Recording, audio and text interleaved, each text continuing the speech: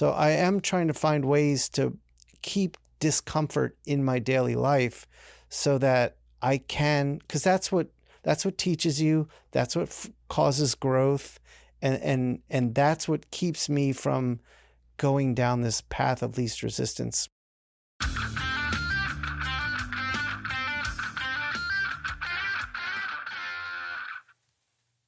Hey, yeah. Thanks for listening.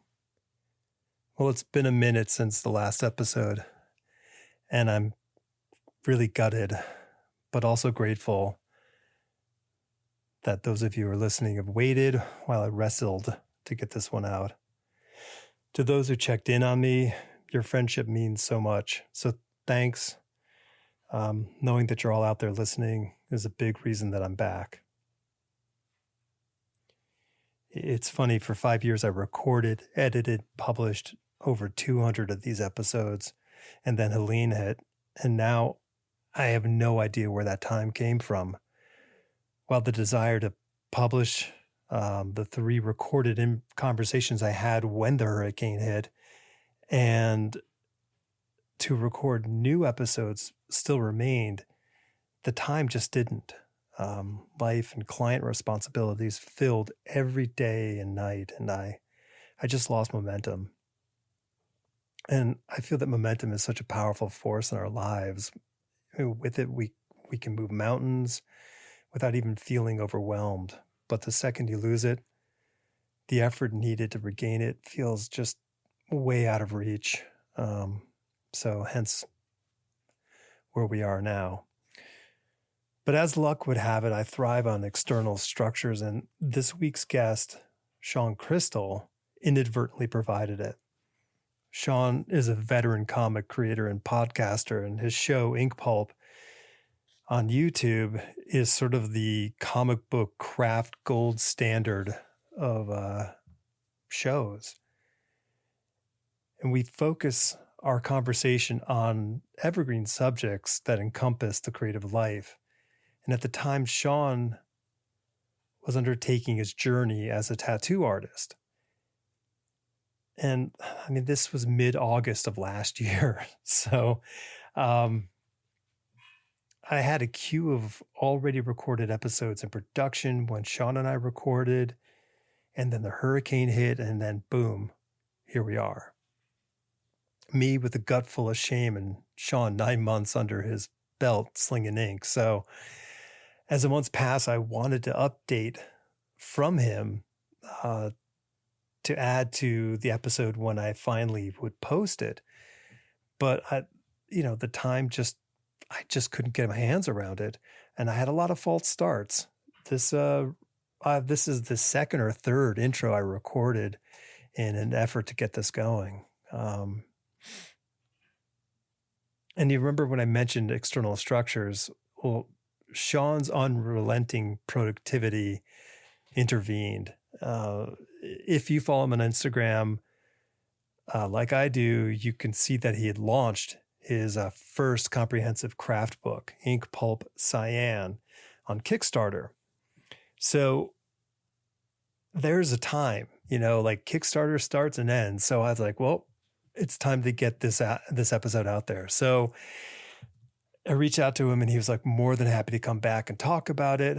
So following our original conversation, stick around for a bonus talk where Shawn talks at length about his time as a tattoo artist now, and the book, which he's super proud of, and he should be, because he's really been committed to providing the information and tools and support on a level focused for teaching. Not that he's teaching specifically on the podcast, but it's just he is trying to handle those tools for people. In fact, Shawn does have a course available online, so he talks about that in the I guess the epilogue. So please stick around for that. So once again, thank you all for your kindness and patience as I regain my momentum. And strap in for this one because it's a long one. This is me with Shawn Crystal. Stupid. It usually automatically starts up for me. Well, that's great. So, hey, man, how you doing? Good. How you doing? Okay, good. Yeah, I was going to say, this is good stuff to talk about on the show. Yeah, so ask that question again because I want to get into that. So, like, not getting to know you through social engagements and being, a mutual friend with Eric Canetti, and Eric's saying, hey, you should get Shawn on the show. I did my bit of research, watch a few episodes of INKPULP, which I thoroughly enjoyed. And I was just noticing, and one thing I've always noticed in Eric is his ability to be really, really on point with his self-reflection. Like, he is so good at saying, he's good at saying, oh, I really know where I messed up on things. And it's tough because I don't think we want to look at our less admirable aspects in life. And he, right.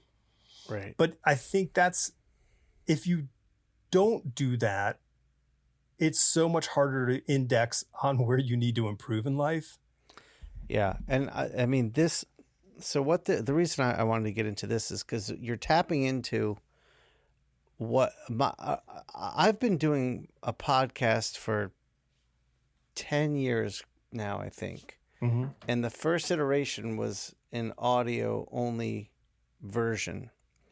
And it was when there wasn't many people in our space doing podcasts in the comic book space. Right. And Eric, when I told him I was doing it, was very supportive of it and was my first guest. And every year he would kick off the first episode of the year with me. But that show, I was extremely introspective. I did like an intro that could last, I don't know, sometimes 20, 30, 40 minutes of me just talking. So that's what got me started on this journey. And got, I guess, because Eric was on it a bunch of times and eventually just became me and him. And then Mateo joined on and we had a video component. Right. But I guess, so you guys, what you were discussing, there's just certain points where it was this value system. And then I remember talking about it maybe in one of my intros not too long ago about this, we value this quality aspect. We're all like into this quality thing, like, oh, I got to make the best thing. Mm-hmm. And what I keep saying to people is like the most important thing to an editor, if you were hired for a job, is turning the project in on time. That's very true. There's Absolutely. nothing like, yes, there are very, very talented people in this world, and some of them can get by being a little slower than others. But their talent is so high and exceptional that they'll fudge it. But the thing is but that is such a small percentage of the reality of commercial work. Your job is to be on time. Like, I used to have this philosophy about it's my philosophy about clients. My job is to get the ball over the net as quickly as possible. Put it back on their side of the court. Let them fumble and make a choice as to what they're going to do. Like, my job is to make sure that ball is back on their side and under their control. Right. Because the longer I have it, that just limits the opportunity, or increases the opportunity for them to go, I don't know, let's think about this a little longer. And then you're stuck, and you're like, the time is clicking down. And I remember, and I'm not throwing this guy under the bus, because this guy has done more in comics than I would ever have done in my life had I just even been super focused. But like, an artist like Ron Lim had a great career in comics because the guy turned pages. Yeah, he produced. Yeah. Just no doubt about it. But when I got into business in 1991, my mindset was, and even before that was, here are the artists who I love. Name them, X, Y, and Z. I'm loving their best work. I'm not looking at the first 3 years of their career and saying, that's what I'm aiming for. I'm looking for their 5th, their 8th, their 10th, and going, that's what I'm aiming for. Right. which is a great benchmark to have 5-10 years down the road.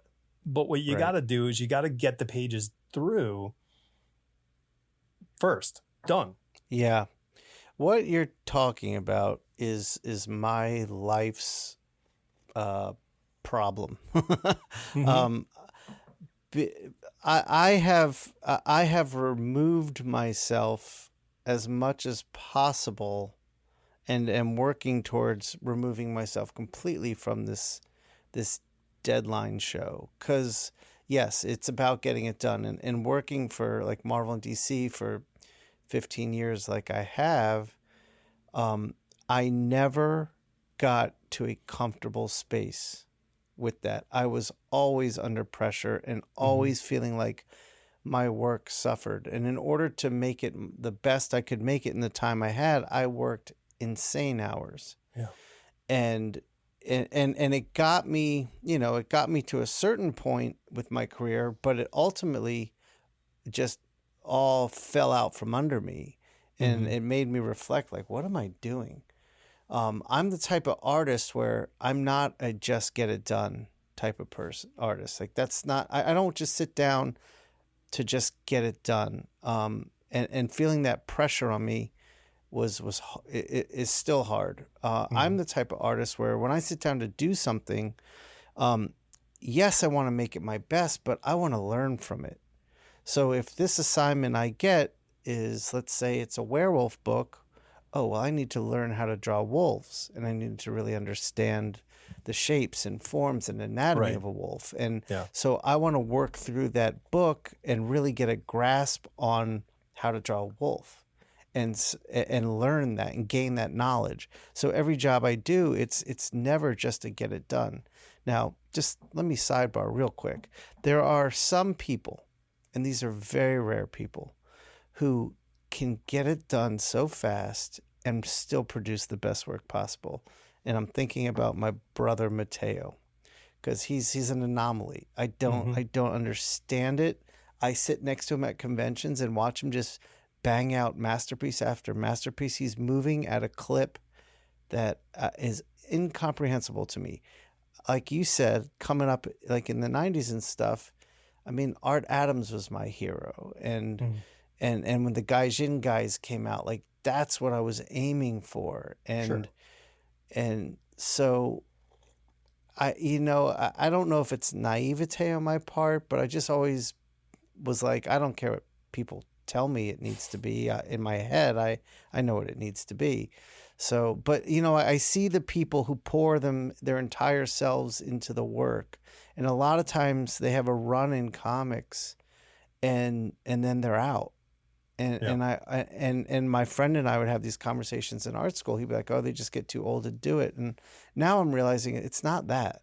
It's not that. It is insane to maintain that level of quality and output and have a life.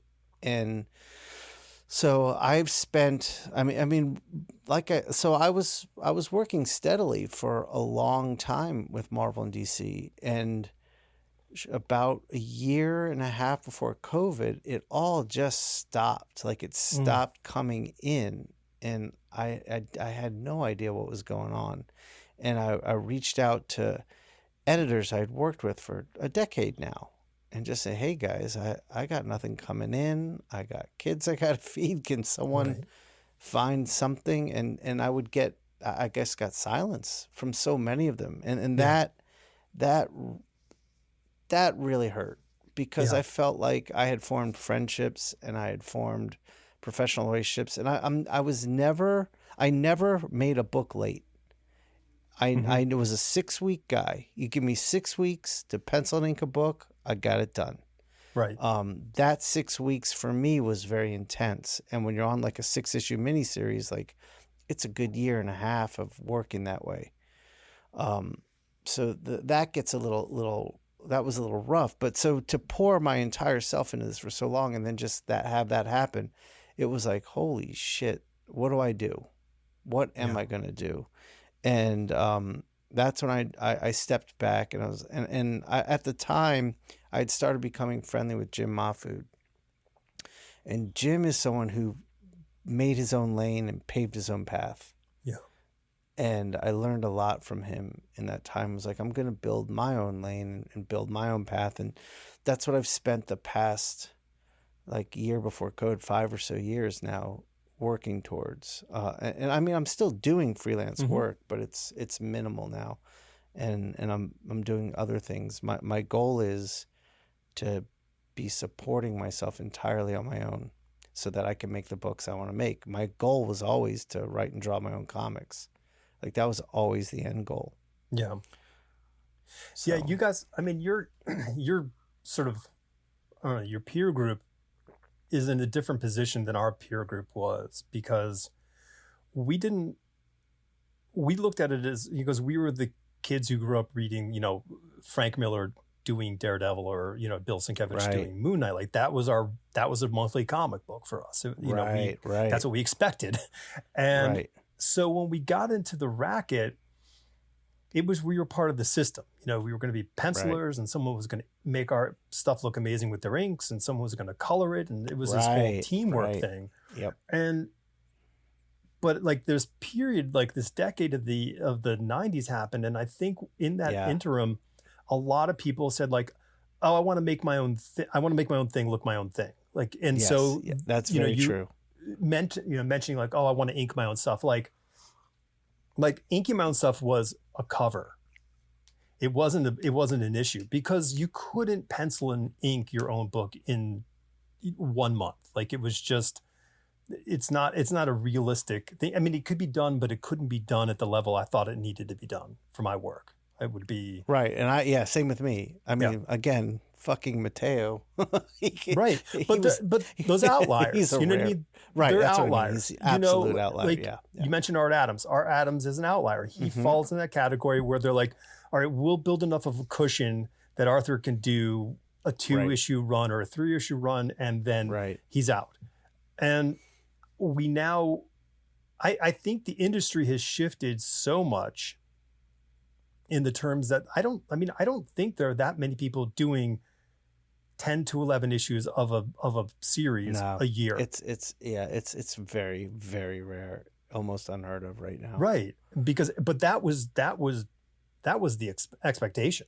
The expectation was right. But the publishers are different then too. I mean, now the publishers are trying to put out more than 12 issues in a year, and in the name of the book, they sacrifice an artist. They're like, all right, we'll get this artist for the first 4, this artist for the second 4, and another artist for the third 4, but the writer remains consistent. And I think that damages things too, because you're right. There was something really nice about like being along a journey with an artist on a book for 12 issues. Like, I mean, like, and years. Like these people year, you know, you're like, like, so like your mindset is like, well, if they can do it, then I should be able to do it. Not that I can do it, but I should be able to do it. Right. That's a huge pressure that you don't even know what the implications are. Right. I remember like I was at Walter Simonson's house when I was in art school, and he invited our class. Like we took a trip to New York, and he invited our class to the house. And that was like the big question, like, how do you get fast? Because there's someone who was operating at an insane level of quality, writing, penciling, and inking a monthly book. Right. Like, add writing to the mix. I don't know that there's anyone else that could do it. Walt did. And he said, speed just comes with time and practice. Stop worrying about it. So I stopped worrying about it. And I also, like you just said, like, you're right. The 90s, like I was just getting into college when, I was in my last year of high school when the Marvel guys broke off and started to make Image. And then the Gaijin guys started coming in.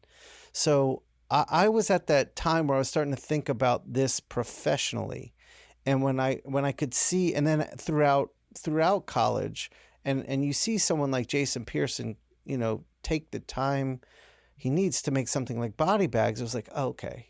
If you want to produce something on that level of quality, you're gonna have to put the time into it. And the publishers, from the outside looking in, seemed okay with it because it was like, okay, Jason's not a monthly book guy. I mean, he did his monthly stuff early on, but it's like he's a miniseries guy.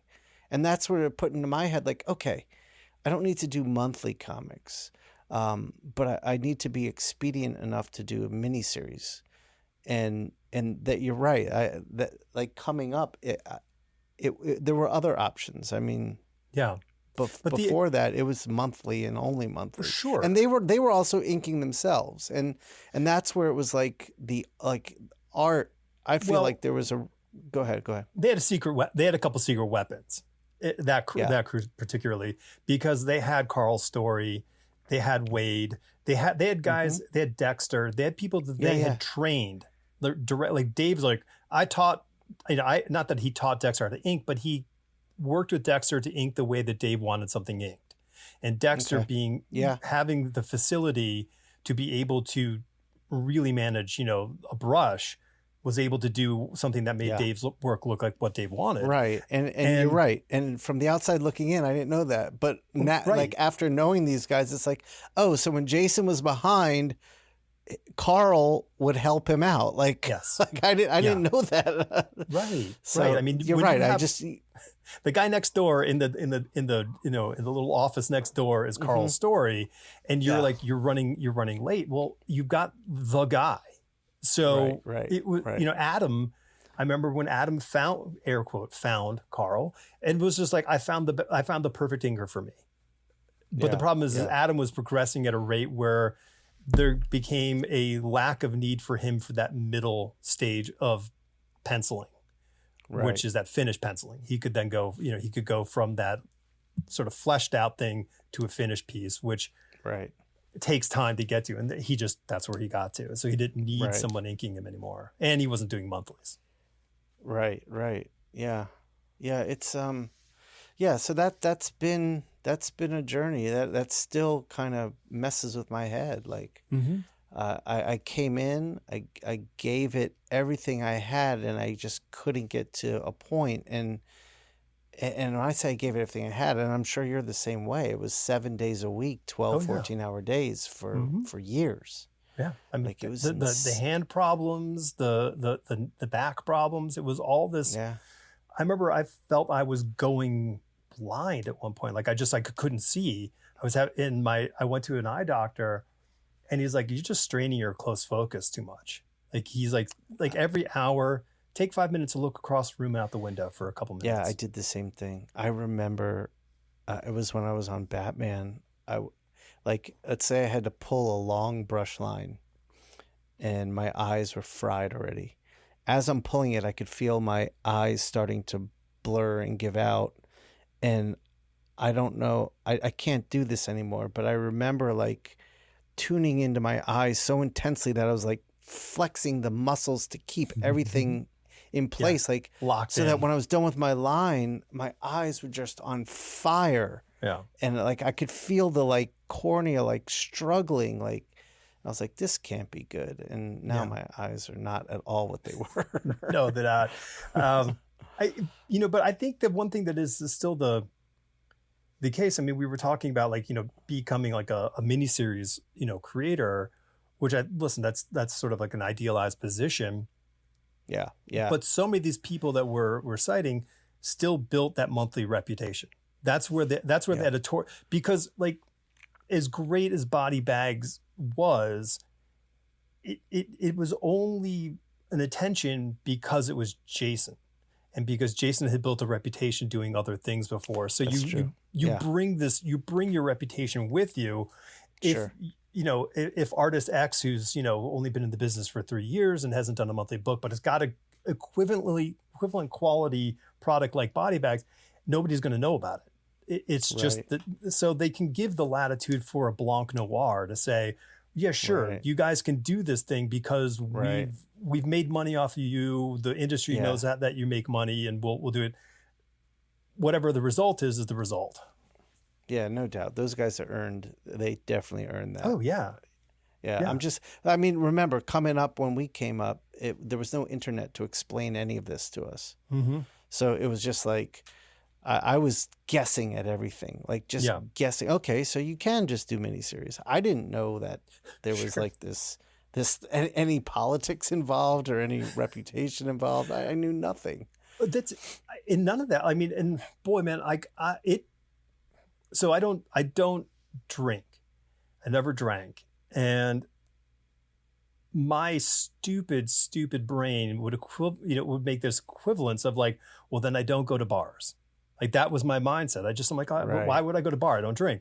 So when I would be at the offices at Marvel, hanging out with my editorial friends, they're like, hey, we're going to go grab a drink, because the day's over. And I'd be like, all right, we'll see you guys later. And I would go home.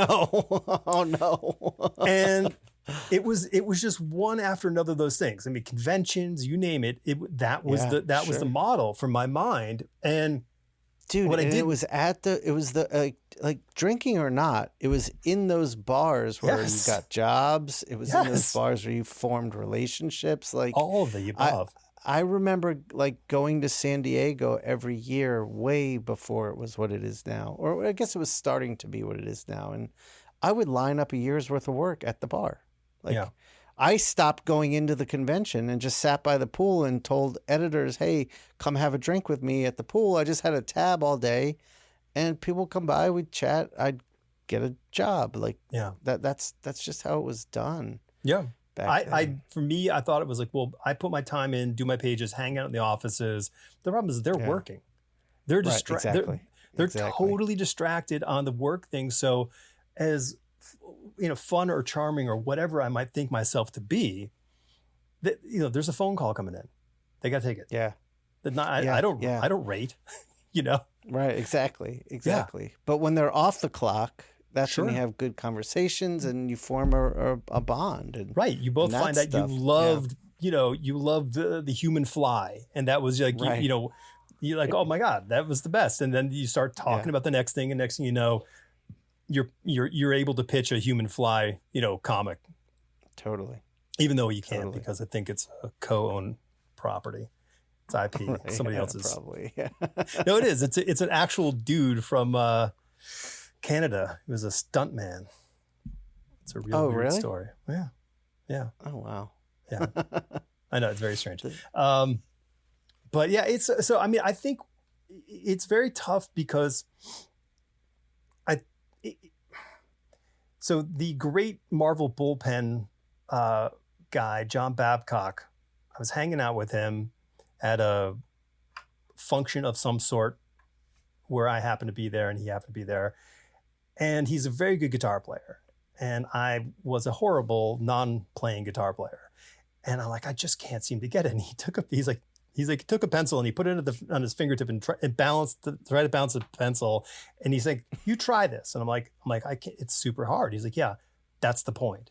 Like to be able to do something at a level that you want to do, it takes a lot of time and effort. And the hard part is that we're like moths. We're attracted to the bright thing. And the bright thing in the creative realm is the really good thing. Whatever that super hot thing. And we are attracted to that.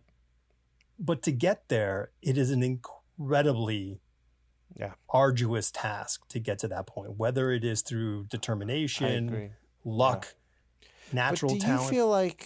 Do you feel like that's changed? Because I agree with that sentiment, and that was my experience. But to me, it seems different now. Hit me. What do you think? So, like when I got onto Batman, I had worked for a solid, at that point, probably 8 years doing, I was a full-time professor at the time as well. So I was never monthly, but I was 5-6 weeks on a book. And when they launched the Batman book, they also launched the Batgirl book. Okay. And the Batgirl book got all the money for marketing put into it, got all the spotlight. I remember I went to San Diego when they were announcing this these new books. It was my book, Arkham Manor, the new Batgirl, and Gotham Academy. And they were like, oh, we don't need you for the panel or anything. We'll just announce it. We don't need you there. But the Batgirl thing was, everyone was there. Right. But, and so like Babs, who came in, was just handed this, never having worked in comics ever. Now, that's something that never would have happened when I was coming up. And that's something the internet has allowed to happen. Right. So that's what I mean when I say it feels like things are different now. And where people are getting put onto very high profile books, artists coming out of nowhere because they've built up a strong social media following. Yeah. I think it's a two-headed serpent in this regard. I think the companies are far more attentive to their market presence than they'd ever been. I mean, I think it's just the fact of the matter is they can put something out there and there's a response to it immediately. Yeah, that's true too. And that didn't exist, the previous 80 years of the industry. So they have to be much more strategic in their efforts of what they're trying to do, what they're marketing toward, and how this is going to play in a larger portfolio versus just get the best people for the project we can afford and who can do the thing. I also think the social media thing bites two ways, because a friend of mine, I was up in New York staying at a friend's place, and another friend was staying there as well. And he came home and he was all dejected and bummed out. We're like, what's going on? He's like, well, he was hired as a rider and a bike wrangler for motorcycles at the time. And it was for a photo shoot. And he's like, oh, well, it's a shoot for Ducati. And they got a photographer because this person had a huge following on Instagram. So they thought that would make this person a really great choice for the campaign. Not that people liking a picture on Instagram is equal to buying a Ducati. So I think they totally missed their mark on the sense of marketing in that sense.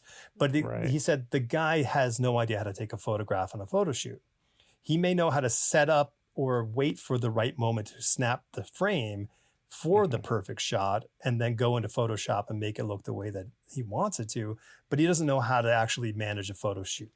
And as I've seen here, cranky old man comes out right now, but as I've seen over the years on social media is that a lot of people are just putting up, here's my drawing of this character, here's my drawing of that character, and they have huge followings, and that's good on them. And I get it. Listen, absolutely. I have a very small following. I'm very happy with everybody who likes whatever I like. I don't whatever I put out there. Cool, but that's not making comic books in that respect. I agree. A drawing, a pinup, a whatever is not comic books, because there's no deadline, there's no backgrounds, and there's no story. So that's a real tough thing for them to do. And I don't know the machinations behind it. Maybe they did sample pages with Babs and said, hey, let's work you up to speed on something. I don't know the background of that, but that could blow up in your face if you're like putting your marketing dollars onto somebody who can't produce. But I think that's what's happening now. Yeah. No, I agree. I just, and you're right. I mean, it's like at times I'm like, all right, now I just sound like a grumpy old man. That's my job. You can be the pretty young thing on this episode. Dude, I don't know. I'm old. I'm older than you. That's all I'm at. Okay. All right. Fair enough. I don't know. I got into the game late. Who was president when you were born? I don't know. I was born in 1972. I was born in 1967. So okay. All right. So you got me. I'm old. All right. But it put me on a quest. And when I step back and like, aside from my personal, like, I'm not getting work stuff that I was wrestling with, I was just looking at comics, and I was like, these companies like Marvel and DC in particular are just putting out really uninteresting books. Mm-hmm. And when I would pick them up and flip through them, I saw the craft, this medium of ours, really suffering. Yeah. For a lot of reasons. The publishers are struggling to stay alive. The editors have no real training. The art directors are gone. Like, you could just go down the list of problems that are going on. And the end result is people being hired on books that really haven't been, have no idea what they're doing. And whose craft hasn't been honed. And coming from an era when I came in, like you mentioned Ron Lim, like there's a, like that is a standard for superhero art. Like that guy could do a monthly book and do it well. Was he the flashiest artist? No, but he hit his marks, his anatomy, his drawing, he paid attention to storytelling, composition. Like it was all in there, and it was all, crafted. And that is shot to shit right now. So it put me, and being the educator I am, and like I explained, like as an artist, I'm always looking to learn and understand. I mean, I'm like, let me try this tool. I want to know what this offers, and what do you do with this? And okay, now I want to focus on this artist and how they use composition. I mean, we just had new floors put in at home, and I had to empty out this bookshelf, and I found my sketchbooks. There was probably 20 of them that I went through in probably a 3 to 4 year period. And I started flipping through them, and there were notes all in it, and like studies from Eduardo Risso and Bruce Timm and Kevin Nolan. And just like, here was like just a volume of me studying this medium. And I think that's gone, not gone. That's really like, that's the rarity. I think when you were coming up and when I came up, that was the standard. Like you would dig through dollar bins just to find these gems to open up and study and take in. And so I felt like the craft was taking a hit. And I was like, all right, when I hit that point where work was really not coming in, I was like, what do I want to do? And instead of like just becoming angry and bitter, I was like, what can I do? Like I'd step back, I looked at social media. I was like, well, how can I use this? And what can I do? Yeah. Like what are the things that I can do to try to correct this ship in my own little way that maybe could inspire other creators to do the same. And maybe as a collective, we can start to steer things back. And that's what started my Keep Craft Alive saying and movement now. And and I see a lot of us who have broken off from primarily freelance for the big publishers, starting to get into their own creator-owned, self-published ventures. And I see this collective kind of doing that now.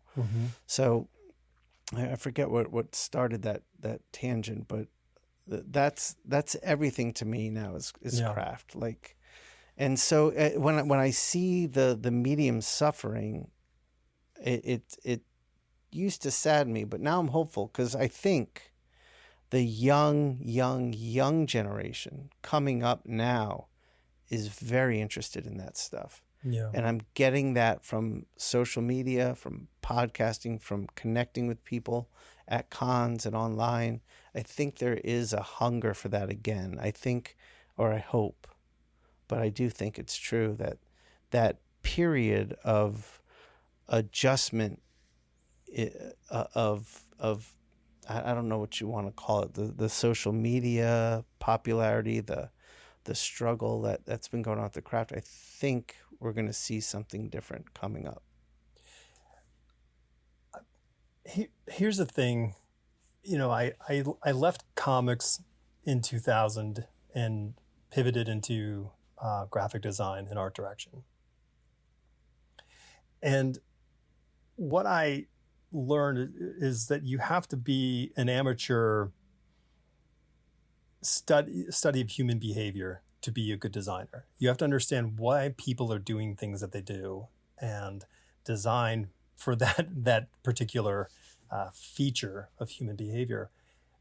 And technology is the thing that facilitates the one path of least resistance human behavior that we all are victim of. Like, we will do everything we can to follow the path of least resistance. It's why we build houses.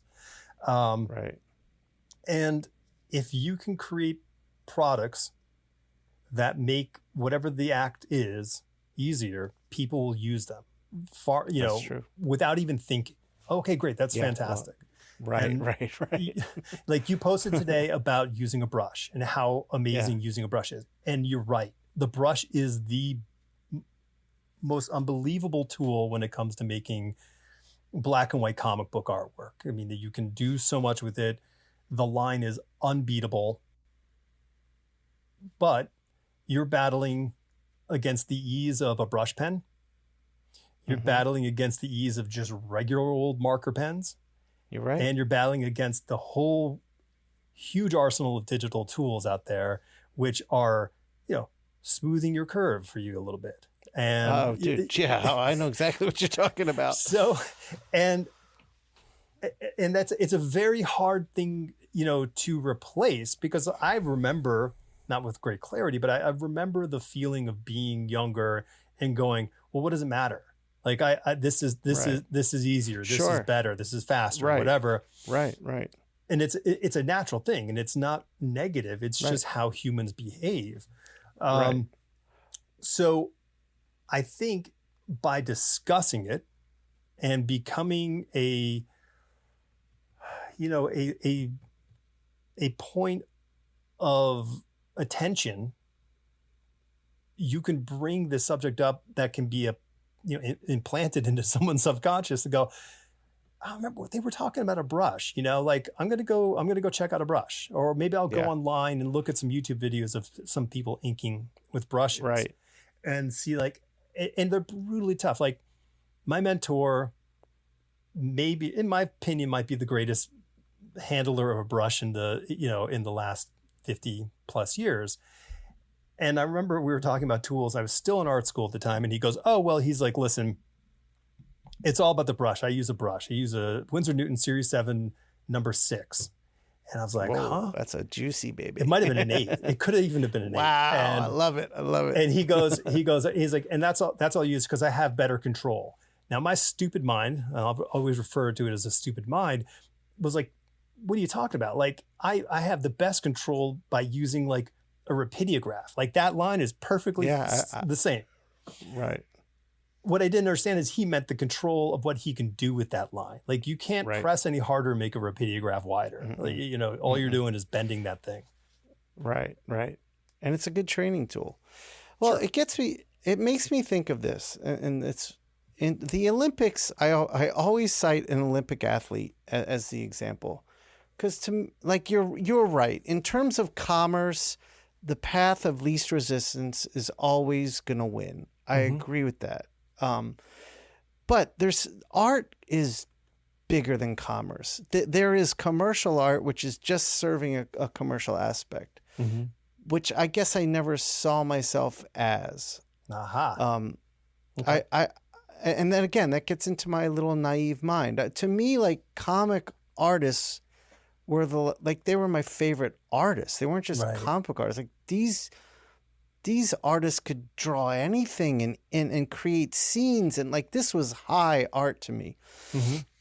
So for me, the art and the craft is about spending so much time learning and practicing to get to a point where you can do something that most humans cannot do, and that when most humans see it done are in awe of. And the Olympic athlete is the same thing. Sure, we could have robots playing professional basketball much better than humans at some point. Totally and right. I'm sure it's going to happen. But that doesn't mean that the athlete, the person who dedicates himself to a single dive will disappear. To me, that's an art form. And to me, that's what art is. And in cooking, it can be anything. It could be, an Olympic athlete, a chef, a comic book artist, whatever. And so when I make a reel like that, my goal is not to battle the technology and the ease that people are gravitating towards, but to inspire and celebrate something very specific and unique that maybe in a handful of people over time will inspire them to go on that journey and keep these traditions moving forward. Because I do think there's importance to that. And that's the human experience. And Totally. and I will stand by the human experience Yeah. over the digital experience any day. It's, but it's so funny because when I was teaching design and advertising at like 1998, 99, and the first digital SLRs came into existence, like quality, you can take a picture and print it and it looks like the real thing. Mm-hmm. And I said, oh, wow. Like I was looking at the photography department there and I said, oh, like at this point, were I sending my child off to school, it wouldn't be, let's go get you a Nikon or an Olympus or whatever. It would be, let's get you a digital camera and a laptop and the software. And that's what you're going to, because that's the tool moving on. And I made the same equation, I don't know, like 4 or 5 years ago, saying about comic books. I'm like, well, if I was sending my kid off to art school, like if they wanted to be a comic book artist, I'm like, here's your iPad Pro. Because it's all you need to make a comic book. If that's your goal, is to make a comic book, there's your tool. You can do anything you need to do. And that observation in, let's say in the year 2000 was that the moment that SLR came out in a digital form, film became an art tool. It stopped being a commercial tool. I was just going to talk about this. So when I was in my undergrad and I was in art history, there were two things that really embedded in my mind in studying art history. The invention of the camera, they said, would destroy painting and illustration, because up until that point, when an image was needed for media, you had to hire an artist to realize that and visualize that and make it. And so it was now painting and illustration is going to die because we can just take photographs. But what it did was it made those forms more specialized, and they became more of an art form. And printmaking, which this is the one that really rattled my little mind, was so printmaking was designed for the masses, like typesetting and all that was for mass production, commercialism. And when computers and the printing press came along and technology developed, they were like, okay, that's going to be the end of printmaking.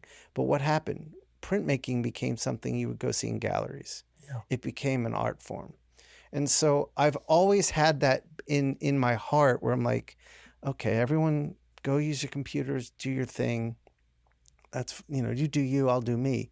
But I never once thought it would threaten, like AI, like everyone's terrified of this AI stuff. It never once threatened me. It just means that if we stick to doing things by hand, it just means we will become more specialized. And so that's been a driving lesson I learned in art school. Yeah.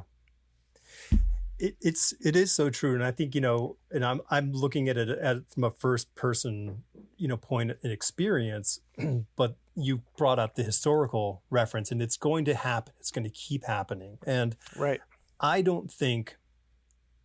think there's a conflation of the idea of generative AI as the digital camera or as the camera. It's not. It's a very different thing, because anybody taking a photograph, anybody using a digital camera, anybody painting, drawing, etc., is doing it from a point of view. And exactly, generative AI isn't that case. And no, AI is AI, and that's a tool, and we all use it. Like it's autocorrect, it's all this stuff, and it's that quick mask on Photoshop, which. Let's praise that one to the heavens, because I don't want to draw a path anymore. But that's not generative AI. That is just it's doing it's doing the next guess. What is it? Oh, you want this? Okay, here it is. There's the person isolated. Right. And I think the way to become rich is to see what the next one will be, but I don't think we're there right now. I think we're in that crossover period of the camera replacing the illustrator in publications. It took a good 70 years for that to really kind of be the dominant and only answer. And and there's still lots of illustration being produced for publications, but it's not the same thing because you can't have a hummingbird lifting an aircraft carrier in a photographic aspect without now going into Photoshop and compositing something. So I mean, my big confusion in the whole thing was going back to my formative years and my mentor who said, "Oh, well, I'm not an artist. I produce things." And and I'm like, "Oh, that makes sense because this is something that's on a schedule. It's not like he's not writing it. He's drawing from a script. None of us, my model became, I'm married to an artist, and everyone goes, "Oh, it's great. You're both artists." I'm like, "I'm not an artist. Like, I'm a designer and I solve other people's problems. She solves her own problems. Like, that's the difference. Like she only has to say that works for me.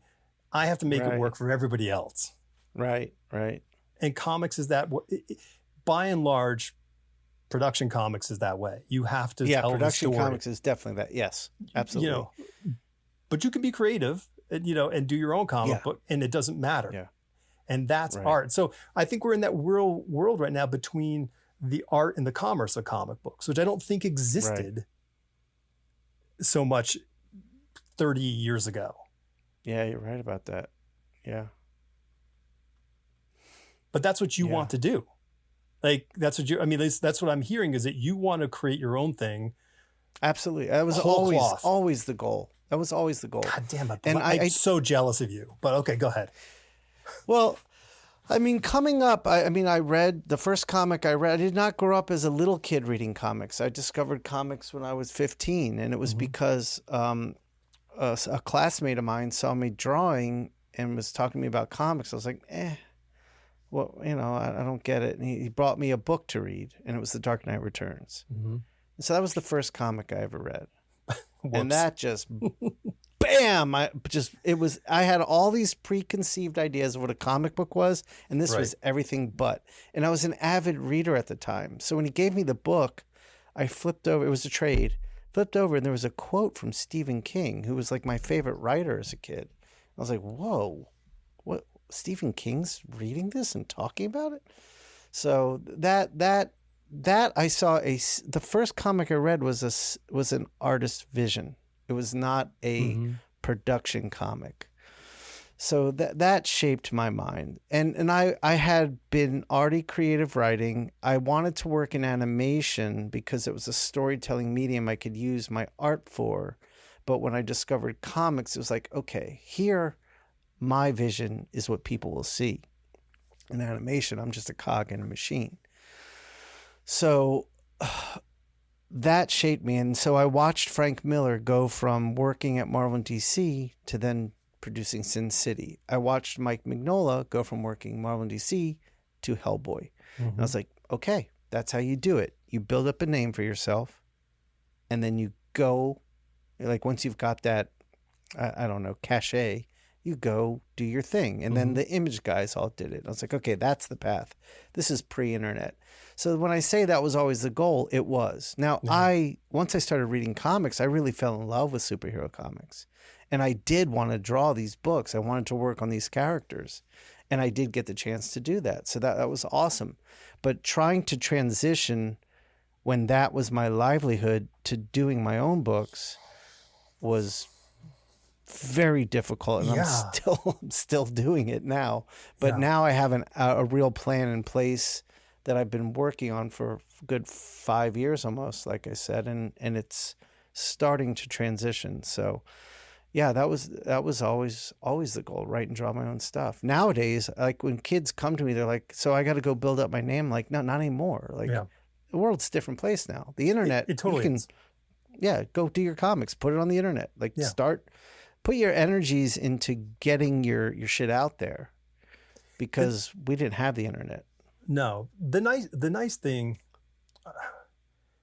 I think the nice thing about it is here's why I wouldn't say no, you don't have to in total, because of borrowed interest. If you go and draw for company X on product Y, the consumer says, I already like product Y. So you're already in on their range. They're going, okay, I'm into this to begin with. Oh, I really like how this person draws. And then they add you to their Rolodex of interest. And so you can kind of build yourself up at a quicker rate and maybe a more substantive rate, because you're actually giving them something, like they're holding that comic book. Where with the digital tools, you can reach a greater audience, but it's the static is so high that it's very hard to cut through that, that frequency and say, here I am, the singular person. So it takes, anomalies aside, because we can't judge everything off of these anomalies, like damn you Art Adams, but like you can always go and do something for someone and basically get that sort of step up and go, oh, okay. Yeah, sure. Sure.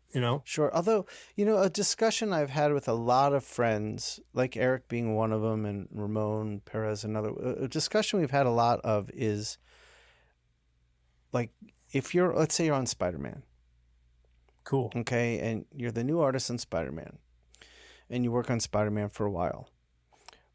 What we've come to think, the initial thinking was build up your name on Spider-Man, then go do your own thing. Mm-hmm. But it seems that was true of a different era. It feels like now the people who are buying Spider-Man care about Spider-Man. They don't care about you. Like they did like when we were younger reading comics. Like, yeah, Bill Sienkiewicz on Moon Knight, I was all in for Bill. Mm-hmm. Much more than Moon Knight. But I think that's shifted. So I don't think it...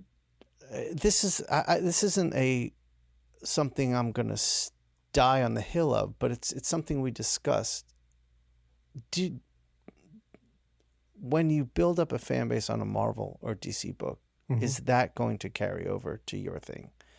Right. And we're wondering about that because with social media, if like that's a whole game, mm-hmm. and if you can figure out how to play that game, you can get eyes on you, and you can get people looking your way. And if you can, and that, honestly, that's what I've been doing. I've grown in my social media presence 4 times over since I left mainstream comics. Right. Yeah. Because I've learned what I'm doing there, and I've learned what I want to do and how to express that message.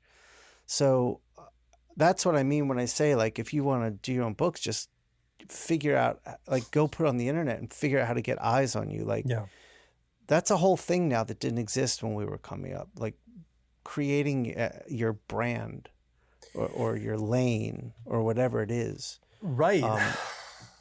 And understanding like how you're perceived and how to use that to your advantage. Yeah. And I don't think, the idea of the brand didn't really even exist in the comic book world until something outside of the comic book world created that brand. And that was, Rob Liefeld, doing an ad for Levi's. That's true. Because, once the message got out there that, Marvel has paid this artist, Todd McFarlane, $1 million for writing and drawing Spider-Man. Mm-hmm. That's a news story for them. So at this point, this brand of, like, listen, everyone already loves Spider-Man, but now it's like, wait a minute, like, this person had an actual effect on Spider-Man, ostensibly. Right. And that's true. I remember being in the editor of X-Men office back, let's just say early mid to 90s, whatever. And they were like, oh, we got to figure out who we need to get on the book. And I'm like, raising my hand, like me. And of course, no one was paying attention to me. And I said, well, you guys should get like the Pander brothers to do, an X-Men comic book. And they were like, who are they? Like, they didn't know who they were. God. Wow. Yeah. And I don't want to, like, and I'm not saying it to bash on them entirely on like their lack of understanding of like other creators out there. But what I'm saying is they didn't understand their product, and they didn't understand that they had the ability to make, a new Jim Lee every year. If you put an artist on your book and the X-Men, because the X-Men is the most popular book, and then you sell, that person then becomes of value that you can then take them and put them on the Fantastic Four or a less popular selling book. And some of that purchasing power is going to go over to that book, and you're going to gain that. But the X-Men isn't going to dip because everyone's in on the X-Men. Right. But I think because this is now, 2024, we're in a world where I think you're right. I really think you're right about the people are more interested in Spider-Man. They're more interested in the Turtles. Like, I think that we have generations who are coming to comic books based off of cartoons and movies. Yeah. So they don't equate it with the individual creators making the books as their source of love. They're looking at it as, I love Spider-Man. Yeah. And I think the publishers want it that way. And I don't blame them for that, because it is their property. It was just a different world for me coming up and looking at books. I mean, the creative team to me was what sold the book more than anything. I mean, sure, I would read the X-Men when I was reading the X-Men, no matter who they put on it. But I also knew that whoever they put on it was probably going to be awesome, and I'd get exposed to a new artist that was really great. But I also, I bought all those initial Image books, not because of the, these new characters. It was like, oh, I'm Todd McFarlane, Jim Lee, I'm going to follow these guys. Mm-hmm. I think you're right. And it does dovetail back to what we were talking with doing a monthly book. I think that the companies, this is just my observation being on the outside, not on any inside fashion, is that they've modeled it where they can go, listen, we're going to put someone on the book for 3 months, 6 months, tops. And people are doing these shorter runs on these books, which gives them a lot more control as a publisher. Absolutely. To their product. And I think they all took note when all of their Marvel's biggest talent just left and started something new. And I wonder, I'm not saying I believe, but I wonder if that was like, okay, we need to do what we can do on our end to keep the artist from gaining that much power again. Right. And then the emphasis from that point on became, let's build up the writer. Mm-hmm. And that's who's consistently on the books now, the writer. Well, and this is something that I really hate seeing, is when you're scrolling through Twitter, you go to a comics news site and it's like Bendis's X-Men. Mm-hmm. It's like, no, it's not his X-Men. I know. And I know. But they keep doing it. Yeah. And sometimes there are some really cool writers out there that are like, hey, there's someone else involved in this process. It's not just me, but that's rare. Mm-hmm. And so and if that's and so then what you've built in, then what starts to do is the writers realize, I can do a couple books a month for these publishers and get paid. I also have the time to go develop my own ideas at a place like Image, and it just seems the game right now is really built for the writer to succeed on the back of the artist who's been downplayed. Yeah, I think because there's more at stake than has been before on a financial aspect. Listen, these are publicly traded companies. Mm-hmm. I think the writer was always sort of, in lead. Yes, you had artists who were breakout artists, but you had Chris Claremont, you had David Michelin, you had these people who were writers, you had Grant Morrison, you had these people who were just powerhouse writers who you could rely on, who were bankable. And who understood the medium too. For sure. And I think that's what's shifted. And they speak the same language as editorial staff. So, when I was teaching advertising and design, I remember all this focus was on the copywriters. I'm like, and I was going crazy because I was coming in from as being a comic book artist, going, why is everyone ignoring the fact that these ads, print or television, are visual mediums, and the art directors aren't getting, sort of their due. But it's the language, it's the who is conversing. The people who are at the top of the thing, they're not drawing. They're not, that's their language isn't that. They're not visual people. They're literary people or literal people. And I think that's the same that happens in the offices. So you get these people like, well, I can get on the phone and I can have a nice talk with Bendis for 45 minutes on the phone. And we've fleshed out this whole thing and we've got it all figured out. You can't do that with the artist. You got to wait a month. Yeah. Right. That's true. That's very true. But again, but back in the day, you had art directors and you had people above the editorial staff kind of relaying like who the talent is coming up and who to put on these books. And it's tough, dude. The business, when I got out of comic books and did other things, I realized that comic books isn't the publishing industry. No. The art director doesn't have the same sort of say and facility that the art directors typically were handling production. Like, hey, we got to make sure everything is shot. We got to make sure the lettering's all done, blah, blah, blah, blah, blah. And I don't, maybe they had some sort of handle on covers, like who was going to do covers. Like Chiarella was, sort of picking covers for DC. Yeah. But we didn't, but there wasn't as much of that sort of, I had always envisioned like, oh, it'd be great if like the art director was saying, oh, that's a great script. I think this person would be great to be the artist for this series. And then the editorial people are like, yeah, we think that's great too. And that would be a beautiful match made in heaven. But I just don't think time and finances. Oh yeah. Balance out. And that, yeah. And that gets back to, like the biggest problem we have with everything we're talking about. What's like the reason they will gravitate towards someone who's hot on the internet, throw them on a book for an issue, because after that issue, it doesn't matter. But if they can sell some copies, because the publishers are hurting. Yeah. And it just seems like the choices they're making are just hurting them even more. But there's this operating from a position of desperation, weakness. I don't know, where they're trying to survive. And so when that happens, and that's what I'm trying to avoid in myself, is to build a stable foundation of my business where I'm now not operating from that position.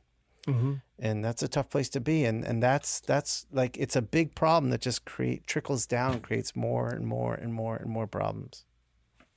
Yeah, it does. And listen, once again, going back to these being publicly traded companies, they're not the same companies they were 20 years ago. That's very true. Yeah.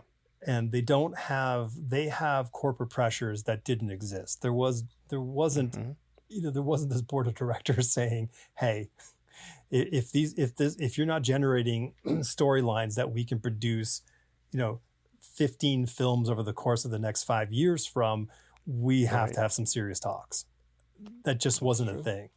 And and there wasn't these giant corporations owning the publishers. That it was different. It was, I guess it was more of an independent thing back when we were coming up. Yeah, no, it was a very but different. Now it's corporate as hell. Yeah. Yeah, sure. I mean, it's hard to fathom how relaxed my access to Marvel and DC was. I mean, I lived 6 blocks away from the DC offices, and Marvel was a quick, bike ride downtown. And it was just a quick phone call. I'm saying, hey, I'm going to come on over. Okay. That's it. There was nothing. There was, I'd walk in, the receptionist knew who I was, and she would just buzz me right through, and that was it.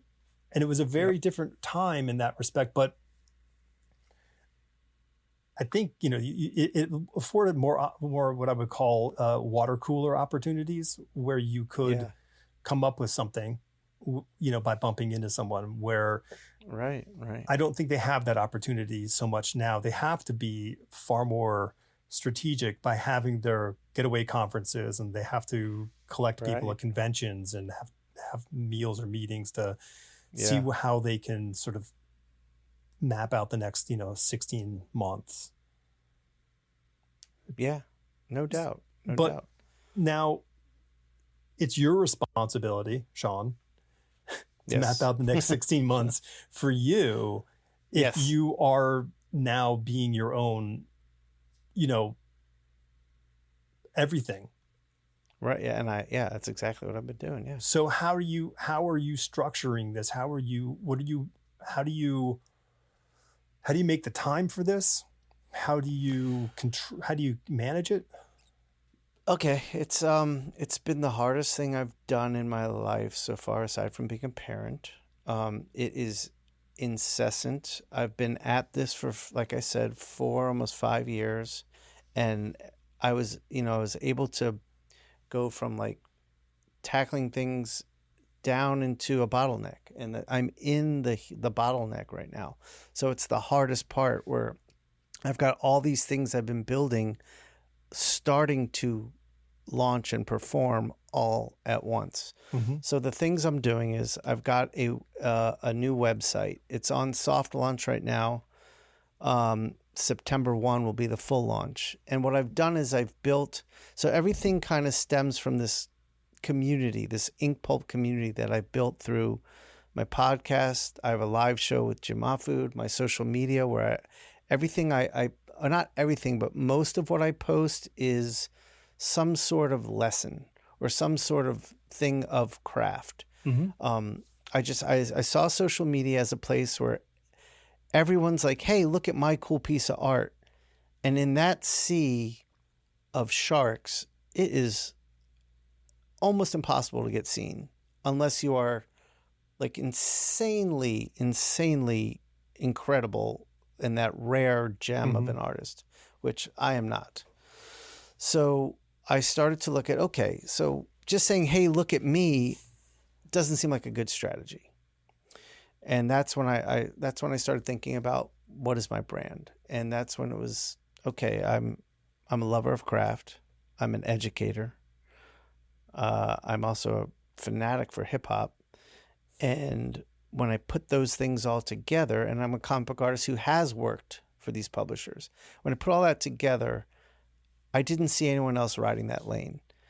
So I was like, okay, that's my lane. And that's when I came up with the Keep Craft Alive. So everything kind of falls from that idea, Keep Craft Alive.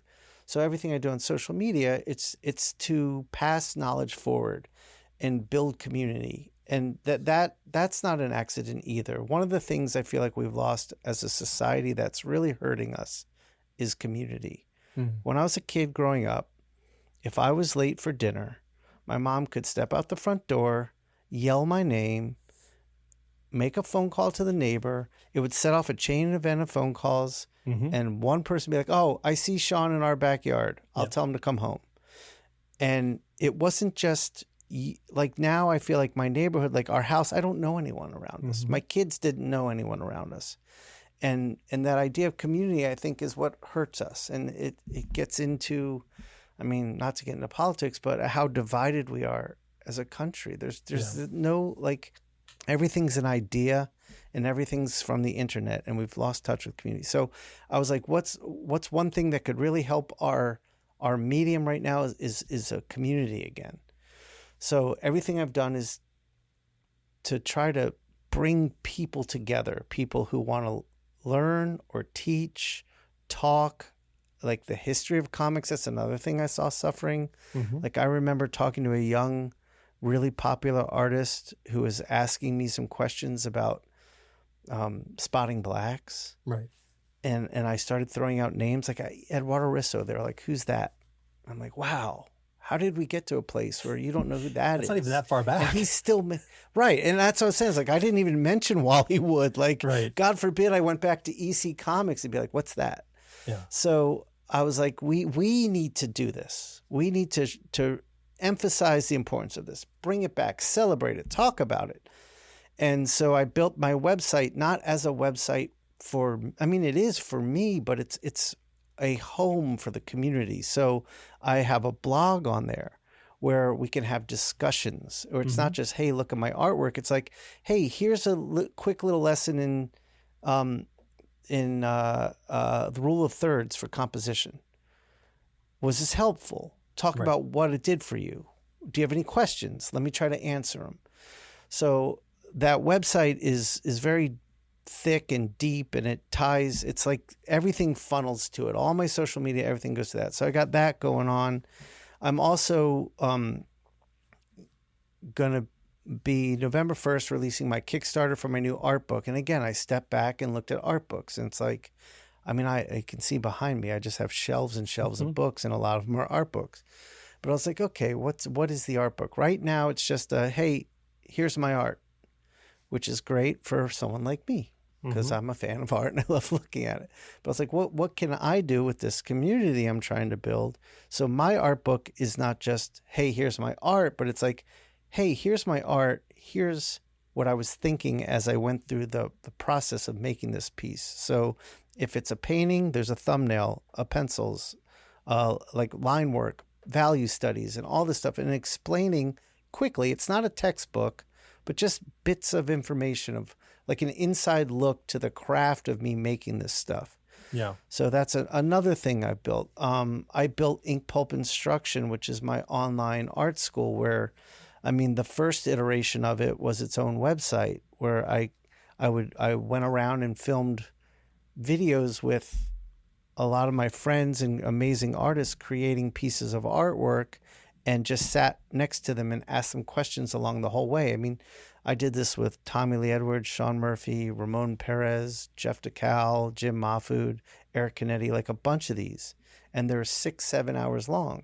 And I thought, this is going to be great. And I put it out there, and it didn't not sell, but it didn't do great.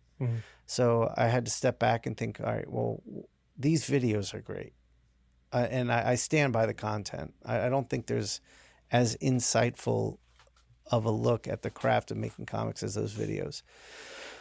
But that got the attention of Jake Parker, who's another comic book artist who has a very successful online school in SVS. And so Jake and I are doing a 10-week course together next year. That's basically because Jake is very focused. His class is on concept art and pre-production stuff. So this is the first comics thing they're doing, and he wanted to bring someone in. So we're doing that together next year. So I've spent the past 4 months writing 10 weeks worth of lectures. So that'll come out next year. We're going to do a workshop in November. So that's another thing I've been doing. And sort of the backbone of what's going to help me hold all this together is I've been learning to tattoo. And as someone who's really focused on craft and inking, and I have tattoos. I like tattoos. I like tattoo art. And I have a lot of friends in tattooing who have always said, why don't you tattoo? But I had one really good friend who is a very celebrated tattoo artist around the world. And he said one day he's going to open up his own shop, and he wants to get me in there and get me up and running as fast as possible so we can be in there together. So that opened in June. I spent probably 6 months before that working in my studio on fake skin. He gave me a machine to use.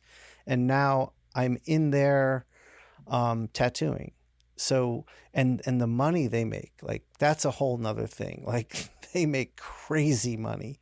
So I learned, like, okay, so, and the other thing is, like, I don't work for anyone. I'm my own boss. I can dictate, like right now I'm at the phase where I've gotten comfortable enough with the machine. I'm not great at it, but I'm comfortable enough with it. It's like I've got all this art knowledge here, but it's like I'm using a sledgehammer to make it. So it's getting better. But I'm learning now, okay, now I have to sort of carve my lane in that world too. Like, what are my tattoos look like? What side of the craft am I going to lean into and try to build on that? But I also know that after a year or two, I'm pretty confident that I could work 3 days a week and that will cover my cost of living. Right. Because what my friend makes in 30 hours a week is money I've never seen, never come close to seeing in comics. So, you know, that's going to be sort of the foundation of that. And also it's really exciting learning that craft. Like I didn't realize, like I was excited about it, but the minute like that I got that needle into skin for the first time, I was like, okay, this is fascinating. And what I've come to learn about that craft is it's an entire medium that's built on what you can do with one tool and one canvas. You can't get different. I mean, there's different skin tones and skin feels different for everyone, but it's skin. Mm-hmm. It's not like I'm using like rough surface Bristol versus watercolor paper and clapboard. And it's not like, it's like if all you could use was a brush and what the artists have done with this one tool and made it achieve so many different looks and effects is fascinating. So as someone who's into craft and someone who's into inking, that's pretty exciting. And it's like, now I'm inking in skin. Like, that's pretty cool. It's so, okay. It's a lot of stuff. There's lots of parts. Yeah, and that's not even all of it, but go ahead. Oh, yeah. But what I'm really drawn to is, you know, we want to think that people who make the stuff that we love, that's the only thing they do, which just isn't usually the case. You know, you know, the thing that I do the most and that I want to do the most isn't what I make my money on. And that's it. That's just how it goes. I make things, I solve other people's business problems with creative solutions. That's my job. But I love that you're over 40 and you're well over 40 venturing into a new thing. Yeah, that's something else I didn't. But like you're venturing into it as your bread and butter. Like the intention is this is the bread and butter. If anything takes off and rockets to success and overtakes it, wow, what a blessing. But to say like, hey, I'm going to do this thing, and this is what's going to keep the lights on and pay, you know, and pay for food and blah, blah, blah. Like that's huge because you're excited by it. Because it's also scary as shit. Oh, I'm living in a terrifying space right now. Yeah. There's no doubt about it. Because making the transition, because right now, I guess my bread and butter is freelance, but now it's freelance painting, which is something I learned during COVID. I'm doing covers, hand-painted covers, and I'm doing these hand-painted cards for the Marvel Snap game. And that was deliberate too, because I knew in like a cover, like the thing in comics is there's nothing harder than drawing a page. But if you do a cover, which is a lot easier, takes a lot less time, you get paid a lot more. It's one panel. And then and then the original sells for even more. So learning to paint over COVID was part of the plan. Like, okay, so I could cut back on the hours that my freelance is taking from me. And start building these things. Now, the tricky thing is right now, because my tattooing, I'm still in the apprentice phase, so I'm not charging it. Right now, I'm recruiting people to basically practice on. I would imagine I've got another month of that, so not too much. But so I'm dedicating time to that. That's not making money. I'm dedicating time to INKPULP instruction. That's not making money. I'm dedicating time to building this class with Jake. That's not making money. All these things I'm building are not bringing in money right now. So that's terrifying and difficult. And that's what I mean when I say I'm in the bottleneck. This has been the hardest thing I've ever done. I'm close to the other side of it. Now, when I step back and look at all these things that I'm doing that are going to bring in money, next year could be a life-changing year for me. Not just from the tattooing, but everything I've built can start bringing in income. So yeah, it's terrifying. And you're right, to be 52 and doing this is crazy. Yeah. But it also was born of necessity. Yeah. No, right. Not crazy bad, but it was born of necessity. I bottomed out. I started applying to go back to school to teach before COVID. And I was like, I can't work for these people anymore. I just can't do this. And that's when I was like, build your own school. So yeah, I took a giant risk. But I believed in everything, and I do believe in everything I'm doing. It's hard, but that's why, like, one of the things I'm trying to communicate to like the younger generation is start doing it now. Because if you can build it now, if you can build your lane now and learn to be a business-minded person, you're going to really succeed. But yes, I'll tell you, I highly recommend to any artist who's established and, midlife, whatever, start a new medium. Throw yourself into an area that is completely new to you. I mean, you bring your art knowledge to whatever you're going to do, but pick up a new medium. It has challenged everything I do. When I sit down to paint now, I think differently. When I sit down to draw now, compose, whatever, I think differently, because everything that I've been doing comfortably for so long, and still learning and growing, but you start learning and growing in much smaller increments once you reach a certain point. Now that's forcing all of that to jump forward in bigger levels. Like being so focused on something like style, like what does my art look like, and worrying about how the public's going to like that for so long seems to be gone now, because when I paint a cover, it looks like this. When I draw an interior, it looks like this. Now I'm designing tattoos and figuring out what that's kind of looking like. Like once we get off this call or this I guess it's a call.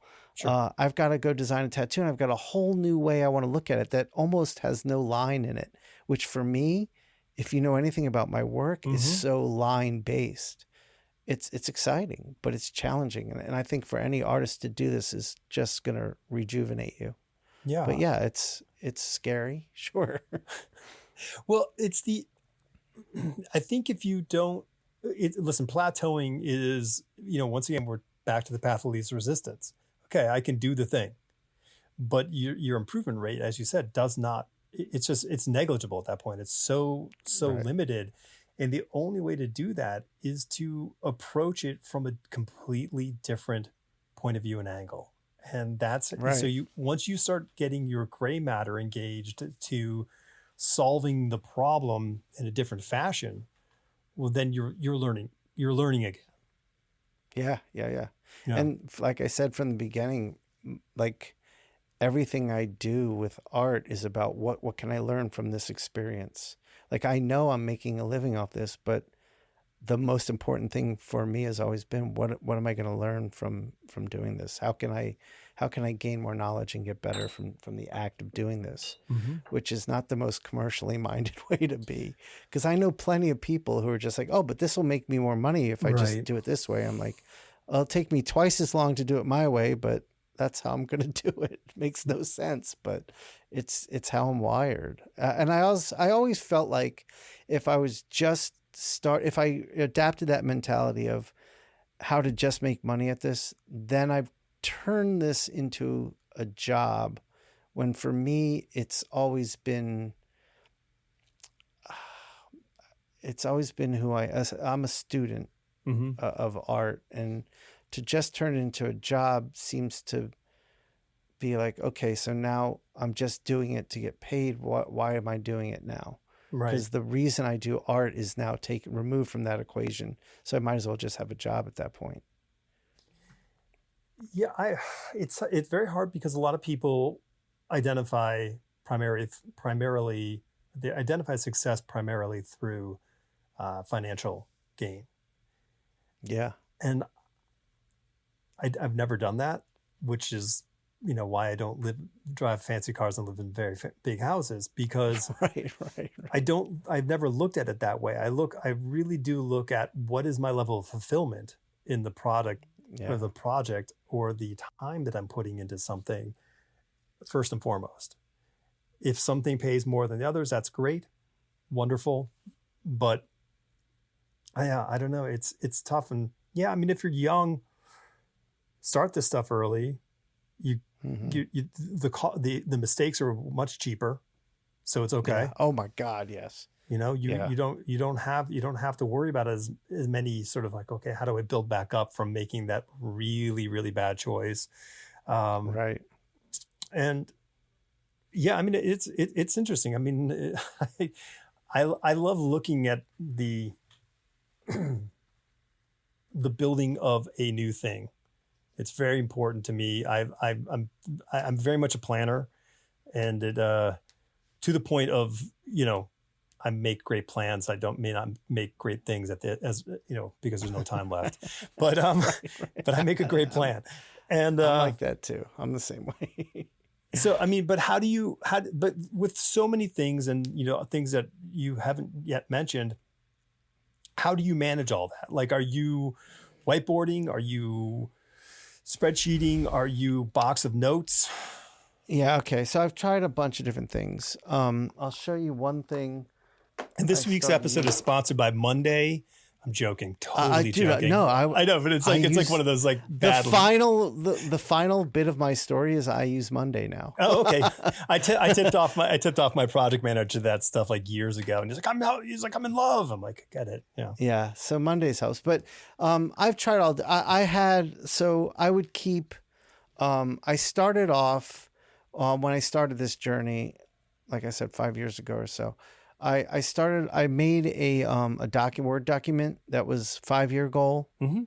And then each year I would say like 2020, here are my goals. Right. And then I'd break it down by quarter. Here are my quarterly goals. And I fell short on almost everything, but I was making forward progress. Mm-hmm. So that used to really frustrate me. But after a little while, I stepped back. I was like, you are making progress. You're not really able to schedule yourself or these goals. You're like, Shawn, you're just not able to schedule yourself well, because what happens is you head down this path. There's so many unforeseen challenges you have to face and problems you have to solve. Sure. That you just have to be forgiving of your schedule. And that sucks because now my money is disappearing. Mm-hmm. But that's what it took. For me, it was just about consistency, getting up every day and doing it no matter how I felt, no matter what was up. I mean, I get up at 5:30, I get to the gym, I get a workout in, and then I have shower, breakfast, get to the studio. So if I got up at 5:30 and got to the gym, it just set my day up for just keep moving. So like a day like today, I'd say a couple hours ago, I was starting to feel that like I'm not getting done what I need to get done today. But lately I've learned to be like, that's okay though. What did you get done? And I'm like, oh, I did. I'm moving forward on these things. So one thing, Jake Parker developed this that I think is going to sell next year. Okay. But he gave me a PDF to print out to try it out. And this was 2024. So it has, let me show you. So it's a spiral bound book that said 2024. This is old school. Okay. Yeah, and this is your quarters. Yeah.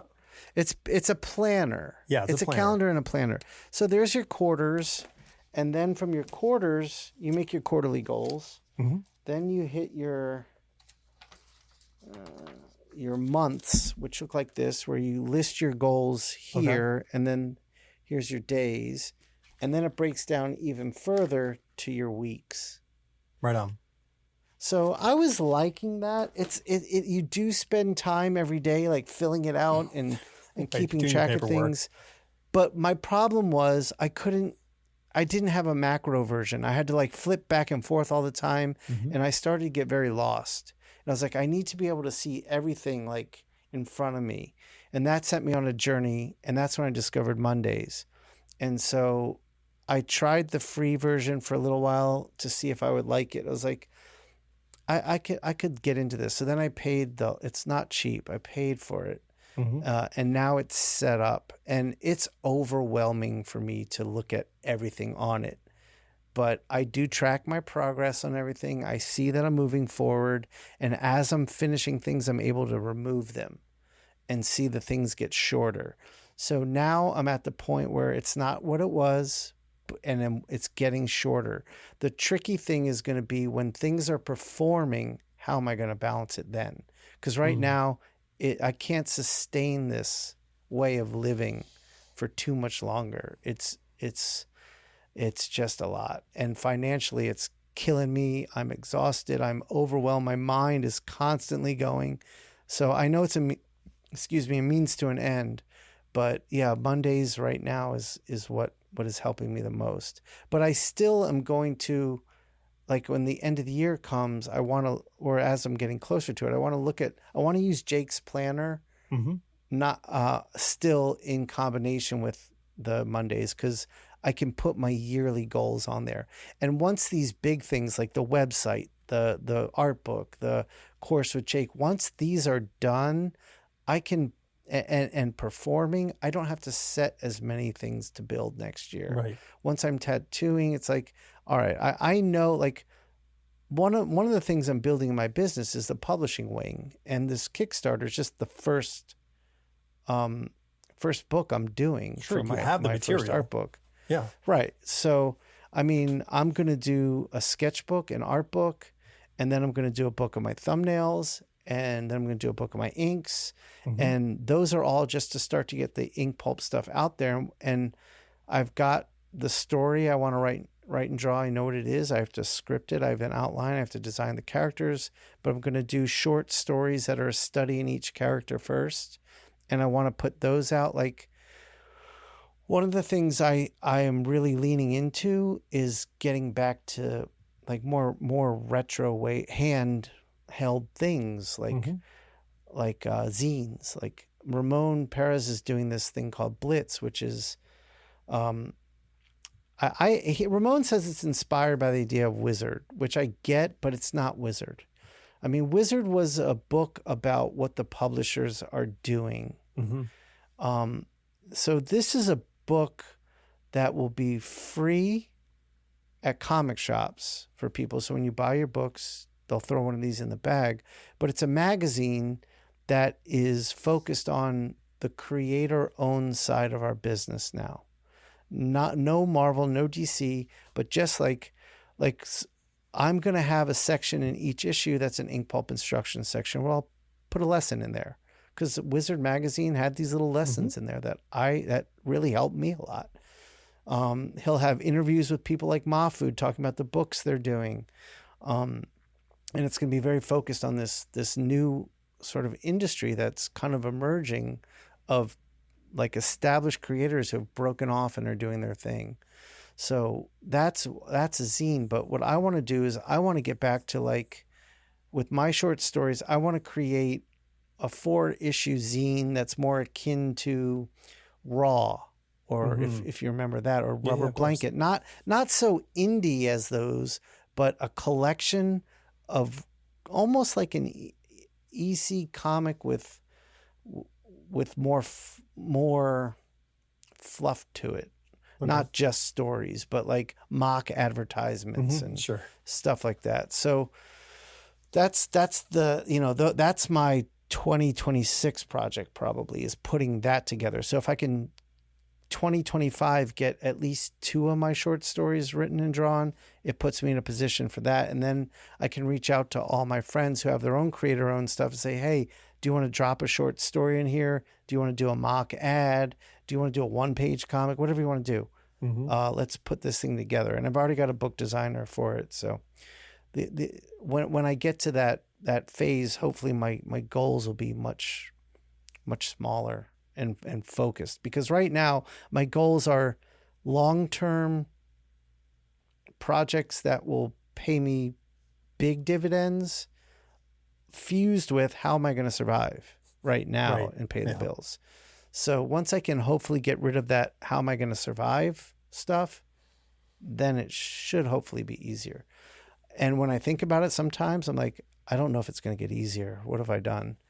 And then sometimes I'm like, oh, it's going to get a lot easier. But what I'm trying to do is not even think about it. Like, right now, it's just, I've got to get through this bottleneck and see what the other end looks like, and then survey the land and see how to move forward from there. Yeah, I think it's really crucial to always work to maintain the visibility, because it's easy to get caught in the weeds and just be executing and be, and even be planning. Like if you can be if you're executing and planning, you're actually not looking ahead. You're just right. You really have to try to keep this landscape in focus as much as possible, which is no easy task. No. I mean, what happened was when the work dried up, and I know every artist has this period in their career where things dry up, and you have to step back and say, how do I move forward from here? But when it dried up, I realized I had spent day and night working for these companies, and not to the benefit of myself and my own business. And that's when I said, well, wait a minute, you're an artist with your own business. You're not employees of Marvel DC. So I've given them everything. And when they were done, they were just done. And I was left with nothing. I was like, I can't allow this to happen to me again. This is not a good place to be. So that's when I was like, all right, start figuring out what you can build to have this foundation. I mean, listen, we're a couple decades late, on this in the sense that those 20 years plus younger are fortunate to have this be a model that exists. So they're exactly, good on them. Like I hope every one of them gets to meet their dream in that respect, because sure, it's so wonderful that we are so capable of executing and building our niches in a way that just could never be done before, at the same level and quality as everybody else's niche, no matter how big the slice of the pie is. Right. Just Absolutely. hopping back to your using of Jake's planner and Monday and whatever it is, I've used my fair share. I've become a sort of a bullet journal addict in the last couple of years. I think the thing that I've learned that's the most important out of any of these things, whether you think it's Monday or whatever, not you, but anybody, right. Pick the thing that you will look at. Because if you don't look at it, it doesn't matter what you put down. Like it has to be the thing that you open up, look at, and refer to, like addictively, to be able to be effective with it. Yeah, you have to check in every day. So my day starts with clearing out my emails, checking my YouTube channel, just answering the comments there. And then I get into Jake's planner, and then I open up Mondays. And I just take a look at where everything is, what's on fire, make sure that my planner is telling me what I need to do that day, isn't forgetting something. And it also gives me some peace seeing the week laid out, like, all right, I'm on the track. So sometimes I do get so busy, and like when I am doing those paintings, I do have deadlines, and I'm like, I just got to get in and get going. And a couple of days can go by and I haven't checked in. Then I have to spend a half a day, like trying to figure out, okay, right. Exactly. It's exactly it. Triaging. So yeah, it's not an easy way to be, but at the same time, like as much as I say it's difficult, because of the times and the technology, it's an option. Like we can now do this. I couldn't have done this at 20. It wasn't an option. No, listen, the alternative is the sheer chaos of, the artistic mind in life, which often is not one that is structured and organized in that fashion. We may be really good at like executing what we need to for this painting or whatever the piece is, but boy, it's all the other stuff that is problematic at times. And if you don't so having like, okay, you miss a day or two, don't beat yourself up over it. Right. Go in, do the work necessary to get yourself back into shape, and you'll be okay the next day. Like, I have a software that tracks my meditation, and and I was like one of those 300 and whatever day runs. I'm like kicking butt, and then 2 days later I look at it, it's like, well, congratulations on your first day, and it didn't record the previous day. Oh no. And I lived with this for like a week, getting really angry that like, and I'm like, but it doesn't matter. Like, I know I did it. Right. It's getting angry is the opposite of the point of meditation. Right. Totally. So, but yeah, I'm the same way. Because I'm learning Italian right now. Like amongst all these things, I'm decided to learn Italian. Yeah. So, I was like on a 110-day streak because I wasn't traveling. And then I went to a con, and there were, with the con being what it is, I missed a day. Yep. And then I missed another day. And then I got really angry about it. I was like, wait a minute, what's the goal of this? To learn a language. Are you learning it? Yes. But you just get into that mind of like, I must be consistent. And I am very hard on myself if I'm inconsistent. But when I'm inconsistent, if I step back, I'm like, no, you're still very consistent. Like if I miss one day, that's not inconsistent. Whereas if I miss one day in my mind, it's like, oh, now you're no longer consistent. Way to go, Shawn. Hey, you fucked up again, learned, buddy. right, exactly. But I've learned to be forgiving of that and be like, no, I have confidence in myself. I'll get right back on track. Yeah, no, totally. But I've taken the entire month off of writing, and it's killing me. And I'm a cranky bastard as a result of this, because I'm not doing the thing that I want to do. I'm not doing the thing that I naturally do on a daily basis. But I have other things I have to get done. And if I don't do them now, they're not going to get done. So I know that even though I'm not where I want to be and doing what I want to do, I'll get there. It'll be fine. Exactly. And that's a healthy mind right there. Yeah. Except for when I'm on Twitter and getting cranky. Yeah, I mean that's a whole doom scrolling's a whole nother thing to avoid. But for me, the two hardest things are getting by financially right now. But the hardest thing is I don't get to just come in here, sit down, and make art. And that's I just saw my friend Chris Stevens posted today. He did a 24 by 36 inch painting of Spider-Man, this massive, beautiful masterpiece. And my first thought was like, damn, that's amazing. And then it was like, I wish I could do that. I just wish I had the time to dedicate to, and it wasn't a commission. It wasn't a job. It was something he did for himself to see if he could work that big. Yeah.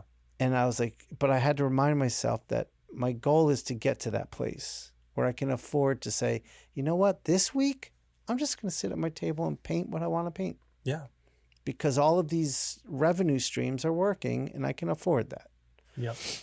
But yeah, that's hard. It's a lot of work to be your own thing. And just talking with you, like you're clearly outlining what is necessary to do all this stuff. And it doesn't matter if it's comics or whatever the thing is, it just takes a ton of work. And yeah, it does. It's dedication, it's passion, it's all these things, mixed in there. And then there's craft. That's a whole different part of it. Like getting good at that is a completely different aspect. Yes. So, things, you were saying things are going to get easier or whatever, they're going to be different. That's what the guarantee is. Best way. It will be different. They will be different. Yes. So, and that's the plan. Right. What's really freaking hard right now won't be hard in a year. But there's going to be other things that are hard, and you're going to go, okay, cool, and then you make your way through that, and you're cool. So yeah. And just before we go, I like one thing that I have really embraced, because we've talked about the path of least resistance. I have embraced this idea that we have to find ways to make ourselves uncomfortable, and we have to do them daily. Like I started doing cold soaks all winter long in the outdoor pool.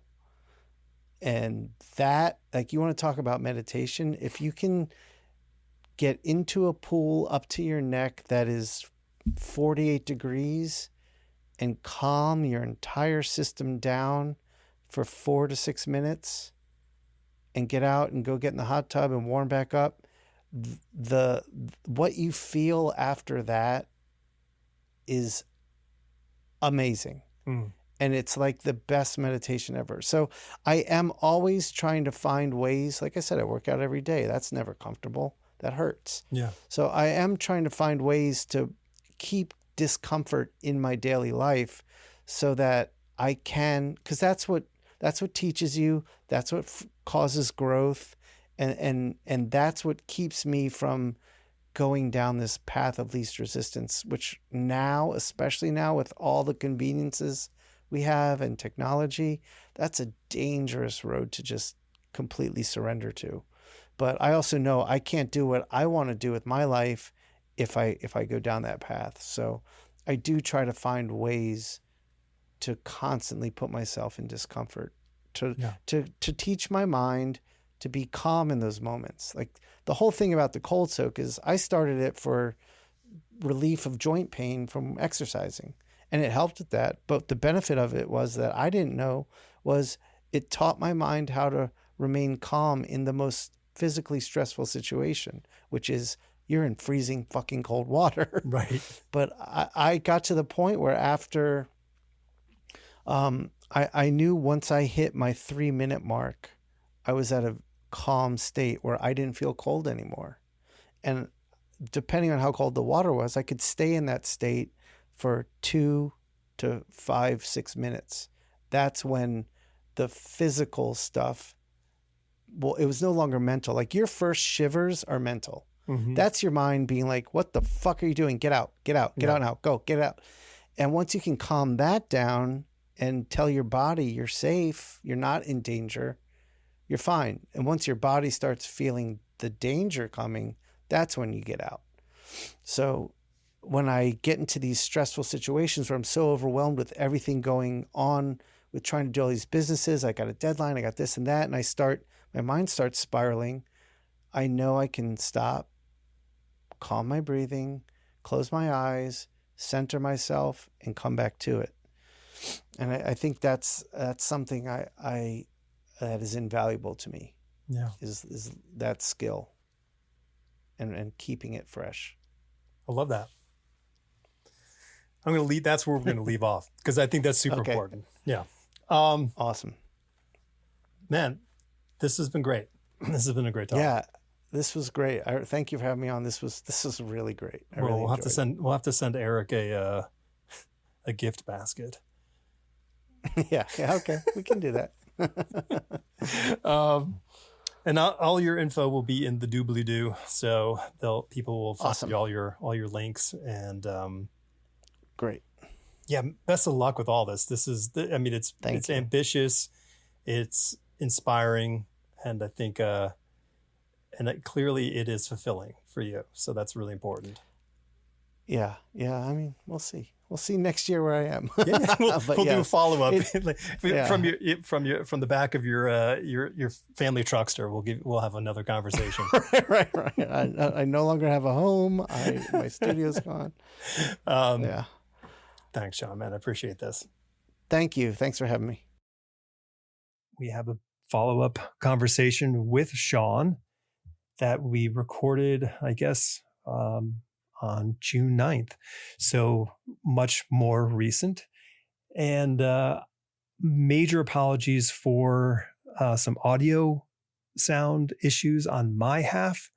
I made the mistake of clicking update on some of the software I use, and everything was just fine until I did that. And so I was reduced to ye old AirPod for recording. So I hate that, but that's what I've got, and I got to run with it. So I hope you enjoyed this talk because it was really great to catch up with him and see how great things are going for him right now. So thanks. All right. So when we last left off, you were just starting to stick needles in people's bodies. Yes, that's one way of putting it. Yeah.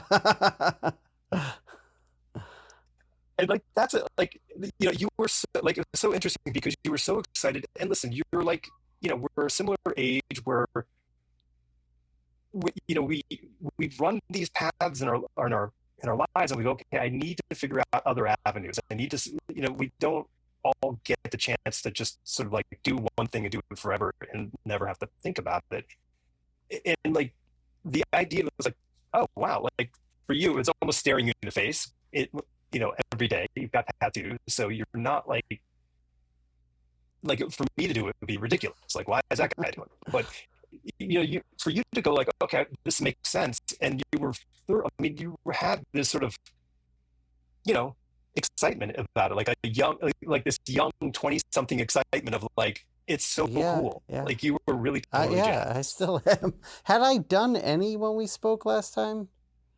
I think you were just starting because had been, I guess, studying under your sort of Mentor. Yeah. person. Yeah. And you were just starting, like you were really at the beginning course of this. So this was back in Okay. August. So you really Yeah, I weren't, think yeah, I had either just done my first one or was just about to do my first one, I think. Yeah. right. So, like, what was the experience of it like in reality versus the sort of sitting in a different chair for On you? the first one, Yeah. it was it's going in, I was just trying not to get too nervous. I mean it's your Mhm. first one, so it's gonna not be great and you have to accept that. Um and I was a bit nervous, but I was excited too. But once the needle got into the skin and I saw what it was doing, it's like my little art brain clicked on, and then it was a problem I had to Mhm. solve. And then all my nerves went away, and I was just got into it. And it was fun. It was hard. It was, it wasn't terrible in the end. It wasn't great in the end, but it was good enough where I was like, okay, for a first one, that's not bad. Mhm. And it let me experience enough of that craft to be like, I want to get better and I want to learn more. And then every one I did was just an experiment of like, well, what if I try this? And what if I lean this way? Or what if I turn up or turn down the voltage? What if I go in a little deeper with the needle or what if I don't go in as like all these questions that are going to take Mhm. years and years to answer started filling my head, and it just became art, just like all other art to me, where I was like, this is a really new and exciting challenge. It's helped elevate all of my art. It makes me think harder about what I'm doing. I think we all get to a place in our careers and our lives as artists where we get comfortable doing what we do and we get confident doing what we do, and we try hard. I'm not saying we give up or get lazy. We still try hard, but there's something about turning on that part of your brain where you don't know what you're doing that Mhm. lets everything go through that filter and elevate. And I would Yeah. recommend to anybody, in any creative, after you've been doing what you do for 10, 20 years, just take on something different Yeah. on the side and watch what it does. There was the first example that I remember from us in life was in a figure drawing class with John Ruggieri, and I was just drawing, doing what I'm supposed to do in that class. And he was really great at walking by and like kind of like kicking you in the sense of like you're not doing enough, you're not trying hard Right. enough to do this. And he had the skill sets of being able to grab what you had in your hand and kind of do the line that you really were intending. But he came by one time and like looked at it and goes, ugh, and just grabs a tool out of my hand and throws it in my box and pulls something out and jams it in my hand and says, use that. And I don't think it really was a matter of the specific tool Right. or Right. anything, but what he knew is my brain needed that Yeah. challenge to figure the next Yeah. thing out. Yeah. It's invaluable. It's sunk so deep into me that I've always aimed every time, if I can be cognizant of anything that comes close to a plateau, you go, okay, how do I shake this up in a way that I can move forward and improve on whatever the thing is? Right. Yeah. And So you went for human well, flesh. I mean that's a whole nother thing. Like, I mean, you Yeah. start to realize, I mean, not you start to realize, you're very aware that you're permanently putting your art in someone. And with that Mhm. comes a real responsibility that you tend to take on. And like, it's one thing when someone spends a lot of money on a painting you do, but it's another thing when they spend a lot of money to have you kind of put it in their skin permanently.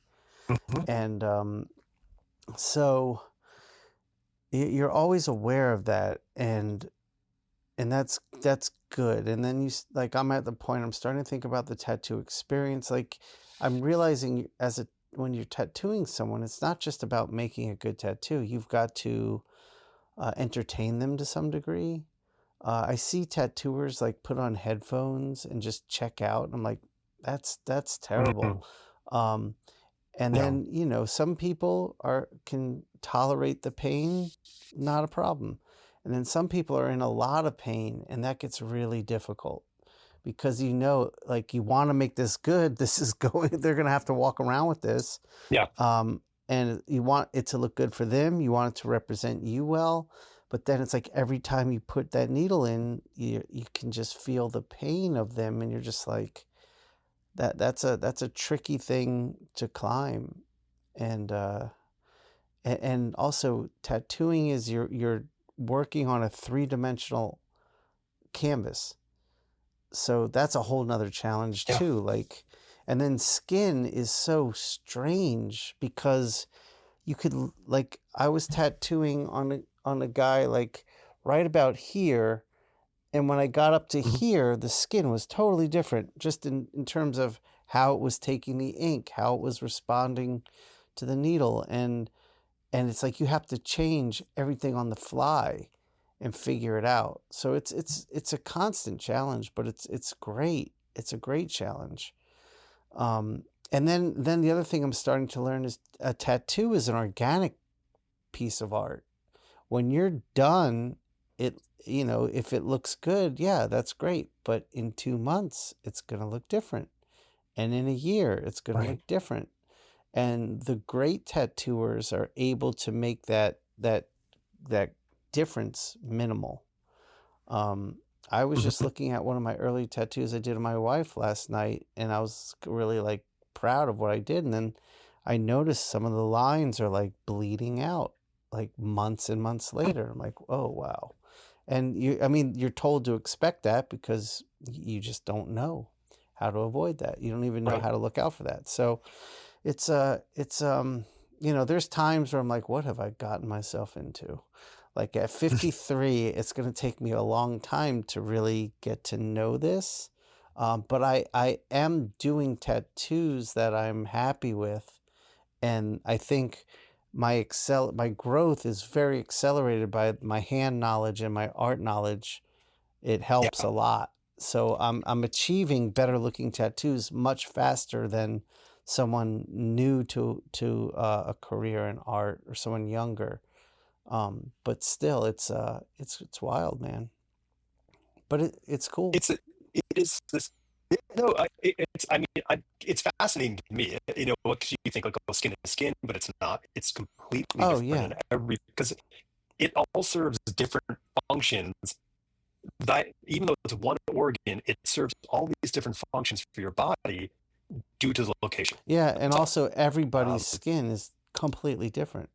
There's so many oh yeah, factors at I mean, I've got plays. So many factors. pink. The Yeah, color of someone's skin, the age of someone's skin. Are they hydrated? Are they not hydrated? Do they take care of the skin? Do they not take care of the skin? Like, and even in that, if everything was the same age, same hydration, same level of taking care of yourself, everyone's skin is different. Like, you get, like, someone of Irish right. descent, and then you get someone of, like, African descent, not just color, but Yeah, the way it acts and the way it takes ink is just different from person to person. Sometimes you get a person where you make a few marks, you're like, oh my God, this is the beautiful canvas I've been waiting for. Like, everything's going so well. And I mean, my mentor, Eddie, told me early on, he's like, the first thing I do is I make a couple of small marks and I see how the skin is reacting. And then I Yeah. adjust based on that. And then sometimes it's a battle. Like sometimes you have to just pound that ink in there because the skin just doesn't want it. Like you'll make a line sometimes, clean it off. There's no ink. Wow. It's just the skin didn't want to take it. But now that you've opened up the skin there, it'll take it. So then you got to go back over it. Mm-hmm. And I'm also noticing like I'm getting comfortable where it is like drawing. It's almost like a micron in some ways where you can build a line and you can do things. So, I've done about 30 of them now, and I'm getting to the point where I feel like I can give you a decent tattoo. I know my designs are strong just because of my art brain, all the knowledge that I've built up over the years. And I can give you a decent tattoo. But I can't do a great tattoo. Like I wouldn't, like if someone's like, I want my whole back done. I'm like, nope, I'm not Right. ready for that. Not yet. But Not I also, yet. the nerves, like I used to get into the shop and I was nervous. Like, how's it going to go? What's it going to be like? But now that's gone. Now it's excitement. I get in there. I'm like, I can't wait to get in there. Like the challenge of it is exciting. It's not, I'm not excited to like make awesome tattoos. I'm excited to like get in there and see how it goes and learn. So that part's cool. And I really do enjoy it. And I really enjoy, like I was saying earlier, I enjoy like being in this studio all day. I'm alone in a tattoo shop. Like, it's my mentor, me. There's another tattoo artist there. On some days, we all have clients, and it's this big social, like communal art thing going on, and that's wild. That's awesome. But even if it's just me and the client, like I'm engaging with them because part of it is performance. If you are awesome and you give a cool tattoo, you're building a client that's going to come back. You're making the experience better for them, and that's the one thing I'm really kind of learning now is, what can I do to make the experience of getting tattoos something special? Because, I mean, you think about it, someone getting a tattoo is coming to you to change their life that day. It's a big event. It's not, I mean, even if you have a lot of tattoos, it's still kind of a big event. And so you got to take that to heart and you got to make that experience something memorable. You don't want them to be like, he just put on headphones and he didn't talk to me and I was in pain and he didn't ask how I was. And the other thing is, if you see them starting to hurt, then it's like, all right, I got to distract them.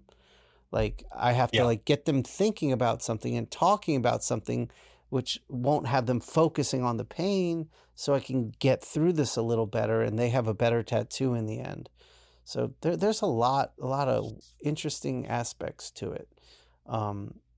It sounds, there's a lot of parallels I would grasp that between that and live performance, because you are engaging with an audience of one in this respect, but how you come across on stage or in the chair affects entirely how the outcome goes, and like all those sort of butterflies and nerves all play a part.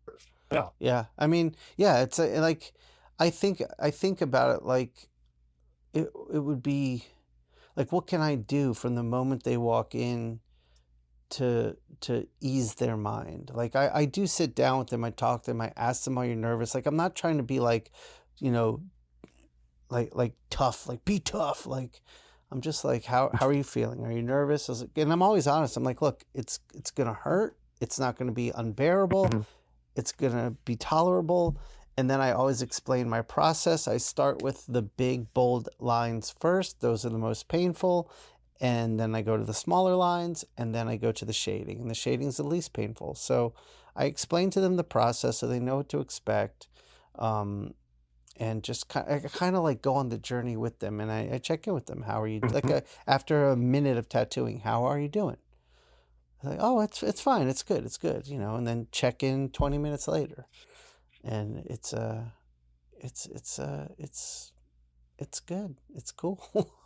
Yeah, I know that there's that endorphin and dopamine rush that some people get, with the Yeah, tattoo yeah. process. That's about 15 minutes But in, you get that. And I always tell them, like, okay, I yeah, always say, like, give it 15, 20 minutes, it'll feel better. yeah. Then, Could you give them Candy Crush at the beginning to get them going? Have them playing Candy Crush as you start to get the dopamine kicking in, and then they can. but yeah, I was listening to a tattoo podcast. A very famous tattooer was talking about when he went to Europe and he got tattooed, how he walked in, and it was in Italy, I think, and they offered him an espresso and they sat down with him to talk about the tattoo while they sipped their espresso, Hmm.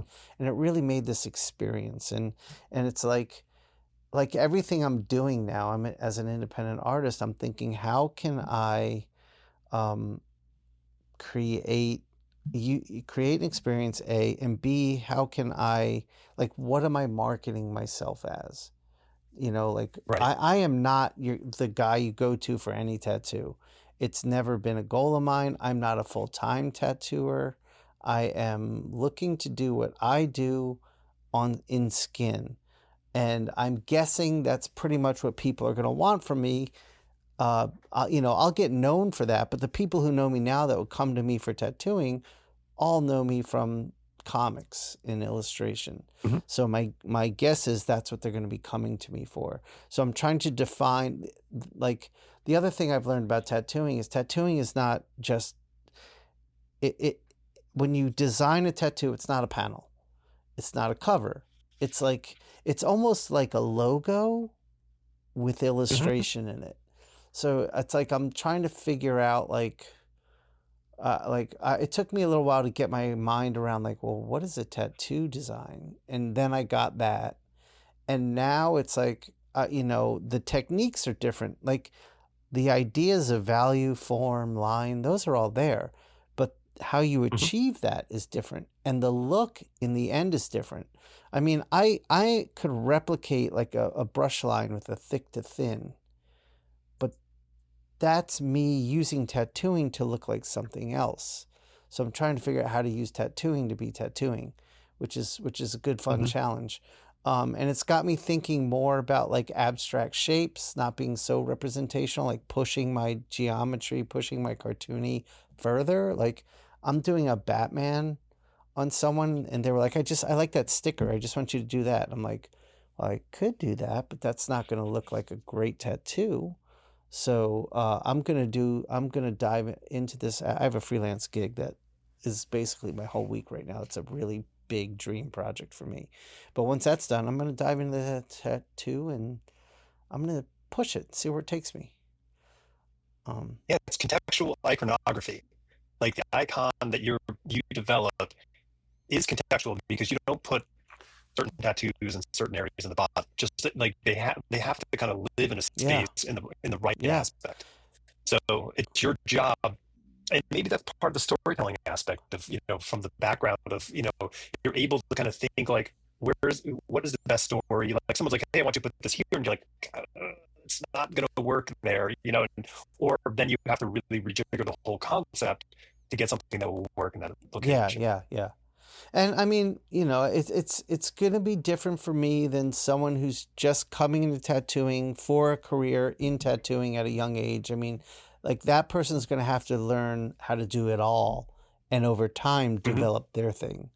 I think very quickly I'm gonna be doing my thing. I am trying to, like, tap into the, like, the tattoo iconography world, snakes, skulls, flowers. Like, I do want to do all that, Right. but I got to figure out, how do I do that in a way Sure. that's me and not generic. And Because it's got to be value added. Like yeah, what you're doing needs to be value added because otherwise you're just say, well, pick something off the wall and I'll replicate that. right, But that's right. And not that's what not me. Also, I that's would not what you need. I it's not in me to do that. Like, I've never been that Sure. person and I never want to be. Like, to me it's just like, that's a good exercise in practicing the craft of putting ink in skin. Like, take out the Hmm. design aspect of it, but to me it's all one. Like, I want to design my tattoos, I want to I want my tattoos to, like, when people see them, be like, oh, that's a Shawn tattoo, you know? Right. And ostensibly, I would say probably 95+% of the people who engage in that career want that as well. But I think, we all know what we were like when we were in our mid to late 20s, maybe early 30s, where we were just like, no, no, no, me, I'm the one. Like, because you're just full of piss and vinegar to get all the stuff you want. Right. And it's like, and you were talking about like how like a younger person will have to go on this road. And I know that like here's the thing, bringing it back to comic book briefly for people who might be on that pathway in their life and going, what else can I do? Like, I remember when I was faced with, other things, and all I had done was comic books for nearly a decade. And I was like, I don't know how to do anything else. Right. But what I didn't realize is that the hand skills that you mentioned earlier, the storytelling aspect, like those two things, forget style. Like those two things, you can make a living off of in so Absolutely. many fields of your life. Absolutely. These are things you can put in a box and travel and go somewhere and show up and be the person who people rely on with these two skill sets. You can go and do a hand design logo because you have the acumen with a pencil on a sheet of Right. paper that 99% of the people in the world Right. don't have. Right. You can draw these curves and shapes and lines, and your hands are all over the place. And then that Done. works to my benefit right now because Yeah, someone gets a tattoo, they're like, oh my God, that's so awesome. And I'm looking at it like, no, it's not, but I'm going to right. keep working until it is. But the fact that you feel that way is awesome. I don't Yeah. say that, And but that- it's like, that's like just me tattooing as little as I've tattooed with my 20+ year art career behind me. I'm able to produce something that doesn't look like I'm still like really figuring it all out to the average person. Sure, right. Yeah, yeah. I have a close friend who has a very, very successful business, and he has, all these employees, and he's like, what I am so focused on right now is customer experience. What are these people who are paying us tons of money? How do we make their experience from the first phone call or email to the point of, installing the thing that they need to have into their business to make their business better? Right. And every step on that path, how do we make that better? Right. Because that's the point of difference. Because listen, the other guy down the road can stick the same box into the same closet with the same cable stuck into it. It's not that. Right. It's that experience of that, that the mythological, Japanese tattoo artist who, flies around the world and, and sets up shop, for 2 weeks in cities around, and does a thing and makes untoward sums of cash and moves on. Very cool. But the story, the experience, Right. that's what it's all about. Yeah. Yeah. Very much. Very much. Yeah. All right. So now you mentioned this like really sort of, because it wasn't the focus of our conversation, but you had mentioned your book back when we talked, because I think your timeline was a little shorter. You were like, oh, I'm going to get this out in November or something. Yeah. So things, I kept pushing it back. So I was going to do the Kickstarter in November, but then I was like, oh, this is going to be a very tumultuous election. Probably not. It's going to be hard to get people's looking my way, when I'm trying to sell an art book, when they're both, they're too busy with the political landscape. They're panicking. Yeah, well, either panicking or whatever it is. And then it's like, Yeah. I'm trying to get people to spend money no matter which way the election goes is going to be tricky. So then I was like, I need, and then I saw the election just with like the lead up to it was just getting really ugly. And I was like, I can't do this now. So then I was like, all right, I got to wait till after the election. I was like, skip the holidays, skip the January, people were recovering. I was like, February is probably good. And then I spoke to some people at Kickstarter. They're like, February is a really bad month to launch. So I was like, I'll do March. And as I was building it, I was like, I'm not going to have this ready. Like, I didn't realize how much work really went into it. I was like, I'm going to do this in April. So I put my pre-launch up, and I was like, I'm going to do this. This is going to go live April 1. So I started the pre-launch in March. But then the class I was building with Jake Parker was going live on May 1. And I was going to launch May 1, not April 1. Yeah. And then I was like, I can't do both of these at the same time. That's crazy. Mm-hmm. So I pushed the launch date back to June 1. And the class launched, did really well. And we're about halfway through that now. And my campaign launched on June 1. And I'm just over a week in now. And it's going well. Yeah. But yeah, Kickstarter's a whole thing. It's a whole job. Yeah, it really is. It really is. But Now, I'm learning a lot. go ahead. I'm learning a lot as I'm doing it, and I'm also like, I had learned a lot before doing it from talking to. I mean, watching Jim go through it before me taught me a lot, but also talking to a lot of people who've done it a lot. I had a lot of good information going in, and so I'm looking at myself like, all right, you've done a lot of good stuff. Because I was just looking at campaigns before we started recording to see like how other people are doing. Like I was looking at Steve Rude's campaign for Nexus, the Nexus collection.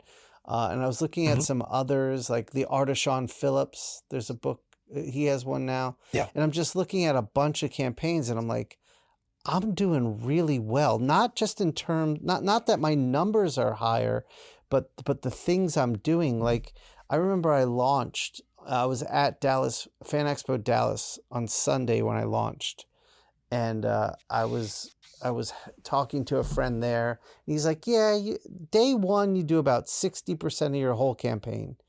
And I was like, "That can't be right." I was like, Jim didn't do that. Jim kept building it, and I realized like most people like put all their effort in it until it launches. And then they just see how it does.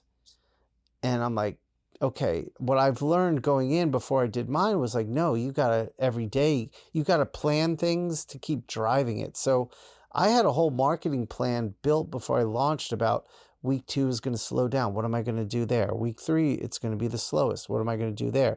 Week 4, it'll pick back up, but what am I going to do? So I've got all these things planned to keep the campaign growing. And it's still steadily growing. I mean, I'm 1 week in, I'm at like almost 17,500. I set my goal at 5 because if you set your goal low and you hit that goal quick, and I hit it in the first couple hours, then Kickstarter gives you the Projects We Love badge, and then they start promoting it internally more. So I knew that was good. And my actual goal is between 20 and 25,000. Where anything that will cover all of my costs. Right. So, and I was confident I would get that. What I wasn't confident in is how much money will I make on the back to make me feel like all the time and effort I put into this was really worth it. Because this is my model. I want to do a Kickstarter every year. I want to be fully independent. Self-funded. There's 3 more colors on this printer, right. So let's get all 4 of them done. Right. Well, I mean and that's for art books, and that's there's 2 more because Magenta is available as a free download right now, and my big stretch goal is at 35K. Everyone who's pledged above a certain level gets a printed copy of Magenta, which is my sketchbook. That's right. So I really want to get to 35K. And I think if I get to 35K and I say everyone who's pledged at this level and up gets a free printed Magenta, will get the other people who are under it being like, well, now if I get the prints with the book, I'm going to get a free book too. I'm going to bump up my pledge. So if we can hit 35K, my hope is that like that stretch goal makes it, once I hit 35K, jump up a lot fast after that. Yeah. But this is all just it's an experiment now. Well, you talked about how people behave with Kickstarter, and I think, listen, it's a social behavioral thing. We have this rumor, like, oh, well, if 60% of your whole campaign is the first day, and then you're, at that point, then you can kind of just wait and do the whole thing. It goes up for the first week, then the trench happens, and then the last week you get the remaining 40% of your campaign. Right. And I think behaviorally, sure, that probably will happen with minor, involvement of just like Sure. constantly posting Right. Kickstarter, Yeah, Kickstarter, exactly. Kickstarter. Exactly. But I don't think that that's how super successful campaigns work. And I'm Yeah. talking across the board. Like Yeah. you don't go like, hey, I'm running for president, and then like a week before the election, you're like, oh, by the way, I'm still running for president and expect to win. Right. Like Exactly. Exactly. I mean, I saw Carl Kerschel put out a 32-page floppy, and his Kickstarter did yep. $90K. $90,000. So I'm like, okay, Carl. So I talked to Carl. I was like, tell me what you learned, what works. And if you treat it like a business, you can, like, I've already disproved that 60% theory. I'm almost at 18K 1 week in. Day one, I did 10K. So I'm already almost doubled the amount. And my personal goal is to blow it out even a lot more even. But it's a business, and if you do it right, there's things you can do. Like I'm learning now in the middle of it. Like I did a post yesterday morning. I was like, well, I wonder what approaching something this way would do, and I was able to drive it up $1,000 on a Sunday yesterday. Where I was like, oh, that's cool, because the past few days were like about $500 days before it. And I was like, I need to do something, because starting today, I've got a new wave of stuff starting to happen. But I had that weekend where I was like, there's not much going on here. What can I do? Also, you don't want to do too much. That's the other thing I'm a little concerned about, is like doing too much, where it's like you exhaust the people. They're like, all right, I'm tired of hearing about it. But I think if one thing we learned from what Jim did was like, week 4, there's still people like, dude, I didn't know you were doing this. Like, friends and diehard fans are like, wait, I didn't know this launched. And you're like, oh, okay, well, here.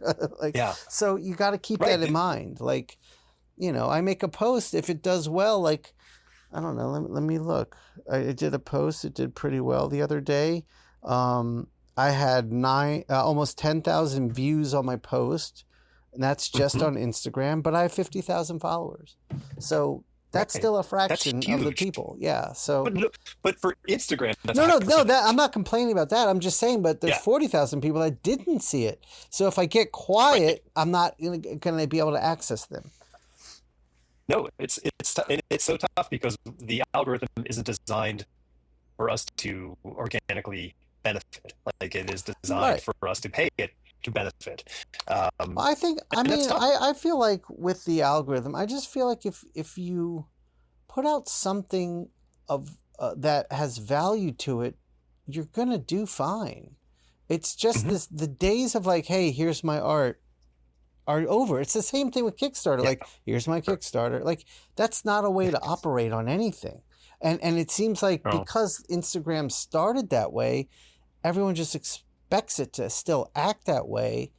And it's like, I heard a tattoo artist, I was listening to another podcast, and he summed it up exactly how I feel. He's like, turn on your TV. All right? How many commercials are you sick of seeing? But then you see that one commercial that entertains you, makes you laugh, makes you think. And he's like, that commercial is successful, and it's going to get in your head, and you're going to want to see it. You're not going to be annoyed at it. And I was like, and that's exactly what we're doing with social media. No, you're making little videos. Like you've got characters. You've developed characters for this. You're trying to write a story. We're artists. We're storytellers. Why aren't we using these platforms to continue to be so? I mean, making these characters, like, I'm filming videos where my entire family, my wife and kids, are all playing Dr. Pulpenstein at different points in these commercials.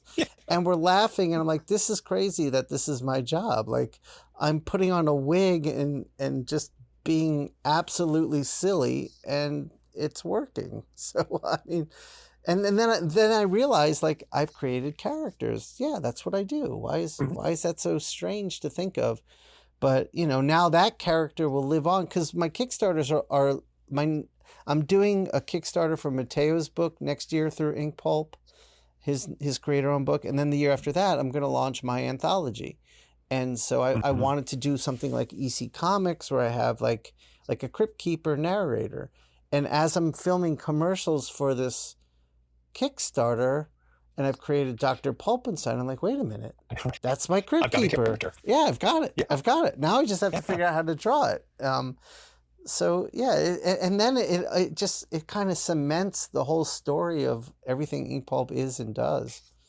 So yeah, you know what, this is such a moment to kind of like, it takes so long to get to this point in life, and if you're lucky, is to be able to recognize the good fruit that's growing around you, Yeah. that you didn't need, like you've been tilling the soil and watering the trees, and you're doing all this stuff because you think, well, my job is to grow the tree, right. and then you go, oh, that's a really, really tasty apple or whatever the thing is, and next thing you know, you're like, I've got a whole new thing. And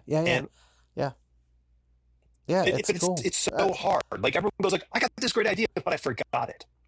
You're like, well, write it down. Yeah, I always, you know what, I used to worry about that, and then I reminded myself, if it's a really good idea, I'm not gonna forget it. If I forget it, it wasn't a great idea. I thought it was in the moment, but if it was good, it'll come back to me, and I trust in that. Yeah. Otherwise, I'll drive myself crazy trying to write every little thing down. But yeah, I mean, I'm just getting hit with ideas. Like my mind is focused on Kickstarter. Driving into the studio today, I was like, oh, what if I tried to make a post like this to engage people? Like, I'm going to try that next. Mm-hmm. And, you know, I'm also this big project that I'm doing, that is like a dream thing. I'm doing, one of the Wu-Tang Clan's final tour posters. They're on their final tour now. So it's like this is like everything. I was thinking yesterday, I was like, you know, I always wanted to draw Batman. I got to draw Batman. I was like, this feels even better than that. Like, this is huge for me. So then I was like, wait a minute, I need to make a like little documentary about this, like the process of me creating it. And I want to do a little video journal about like my history with the Wu-Tang Clan, how much I'm a fan and love them, and how it's been a part of my art, and how I just like my whole design for the poster is based on the fact that I know a large portion of the group doesn't just love comics, but collects comics. They're huge. Yeah. They're a superhero team. Yeah. That's the whole But they thing. know, like, they have back issues. They know history. And so I was looking through all the posters, and I was like, nobody's tapped into that. I see I see ninjas and samurais and like kung fu theater. I see all of it, and that's all I see. I was like, I'm going to do something that's going to tap into that. And, I think it'll make my poster a little different, and it's also me being me, and it's why I love them. It's why I love comics, and we share that. So I had a solid thumbnail idea, and I got an email that says the RZA approved, which made me freak out a bit. There's your next tattoo. Yeah, I should just get RZA approved on my forehead. Right there. But I'm the reason I'm thinking about documenting it is I'm just thinking about AI a lot lately. And I'm like, I've been telling people what you need to do is show people the act of creating. It's not about the final product. It's about the act of creating. So, you know, I'm looking, the first poster they released was really cool, but I looked at it and I was like, is that AI? I don't think it was, but it looks like it could be. Whereas nothing I do will ever look like that. So I'm leaning. So the more I look at my poster, I'm like, yeah, that just looks like a hand did it. And I like that, like a human did it. And so I'm like, I want to document the process of making this. I want to document the experience of making this, for like my experience making this, like my love of their band. I'm only listening to their music as I sit and work on it. And I want to document this whole thing. It'll be, you know, maybe a 10-15 minute little video I'm making, but you know, I look at every job, every freelance thing I get, or every opportunity, I'm like, how can I take this and turn it into this in terms of, you know, it not just money, but everything. Like, how can I use it to get more eyes on me? How can I use it to grow as an artist? How can I use it to make more money? Like, and so I've got all these ideas floating in my head, And I'm just like, the more and more AI is there and people are just typing words into a computer and getting images, the more and more I want to like show the process and talk about the act of creation, because there's so much I mean, art history taught us, like every artist told us through art history, like it's about the making, it's not about the product. It is. And so why do we think of why do we all gush over Da Vinci's sketchbooks? We gush over those even more so maybe than we do his paintings. Yeah. And that's why I made my art book the way I did. I was like, let's get back to the experience of making. I want you to know what was in my head, what decisions I was making, what tools I was using. This is not just a, hey, here's my artwork. And that's why I started calling my art book, like the thumbnail says, the anti-AI art book, because it's not just the final result. It's the journey. And the whole book is the journey of each piece and my journey as an artist and the tools I use and all that. So I'm just leaning more and more into that. I honestly believe that humans are going to get pretty sick of everything being artificial, not knowing truth from fiction, and the human experience being lost entirely. And I think now it's starting to happen where people are craving more human experiences, more tactile experiences. I think we're going to see a real return. Magazines are starting to come back. I think we're just going to see more and more of that. And that's honestly, that's been the goal of INKPULP all along. Keep Craft Alive was always about that. Like, let's get back to let's get back to being human, please. Oh, I totally agree. I am sad that we are going through this period.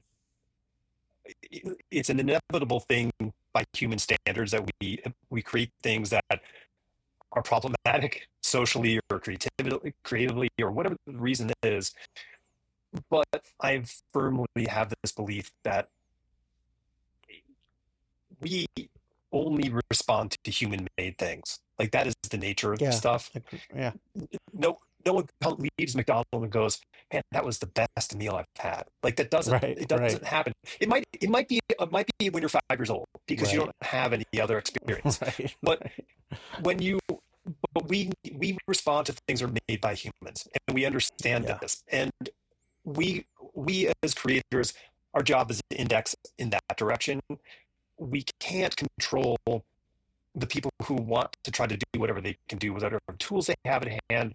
And listen, AI is not going away, but tools within AI that are down the road might be very useful in certain terms. I love spell check. Yeah, no, look, I am not like, I think there's a lot of positive applications for AI, no doubt. I just think we're getting flooded with it from every angle. But the whole art thing, the whole AI, like, image generation is just, that's a bizarre one for me. But writers are suffering it too. Yeah. Oh yeah. ChatGPT is doing everything. But I was oh damn, what was I going to say? It'll come back to me if it's important. You're saying the flood of AI in our life on a daily basis. Yeah, I know it was before that. I was gonna say, comics. Comics just became like the demand of the publisher upon the artist just became unbearable, and artists were forced to find quicker and easier ways to get things done, to maintain the schedules the publishers needed because they were not doing well. And the only way they could survive was by getting more books out in a more timely fashion. And I think along that way, the art community, with understandable intentions, allowed our craft to get hit pretty hard.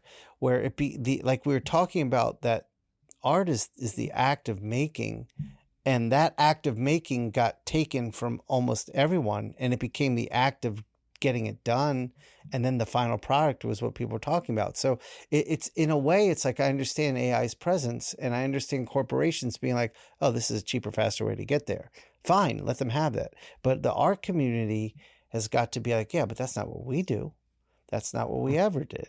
I mean, like we were talking to Klaus Janson on the podcast, And there were some pictures of him in the 70s in the offices with Dennis Cowan.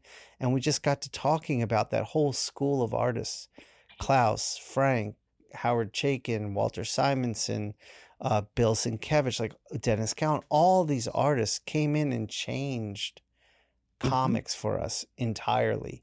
And we were like, what was happening? He's like, and Klaus's answer was so simple. He was like, we were having fun. Yeah. And that's where I think we've lost the way, is like, now it's like, I got to get this done faster. Give me a 3D model. Boom, done. Okay, give me a photograph. Boom, done. It's like, now you're not having fun. Now you're getting it done.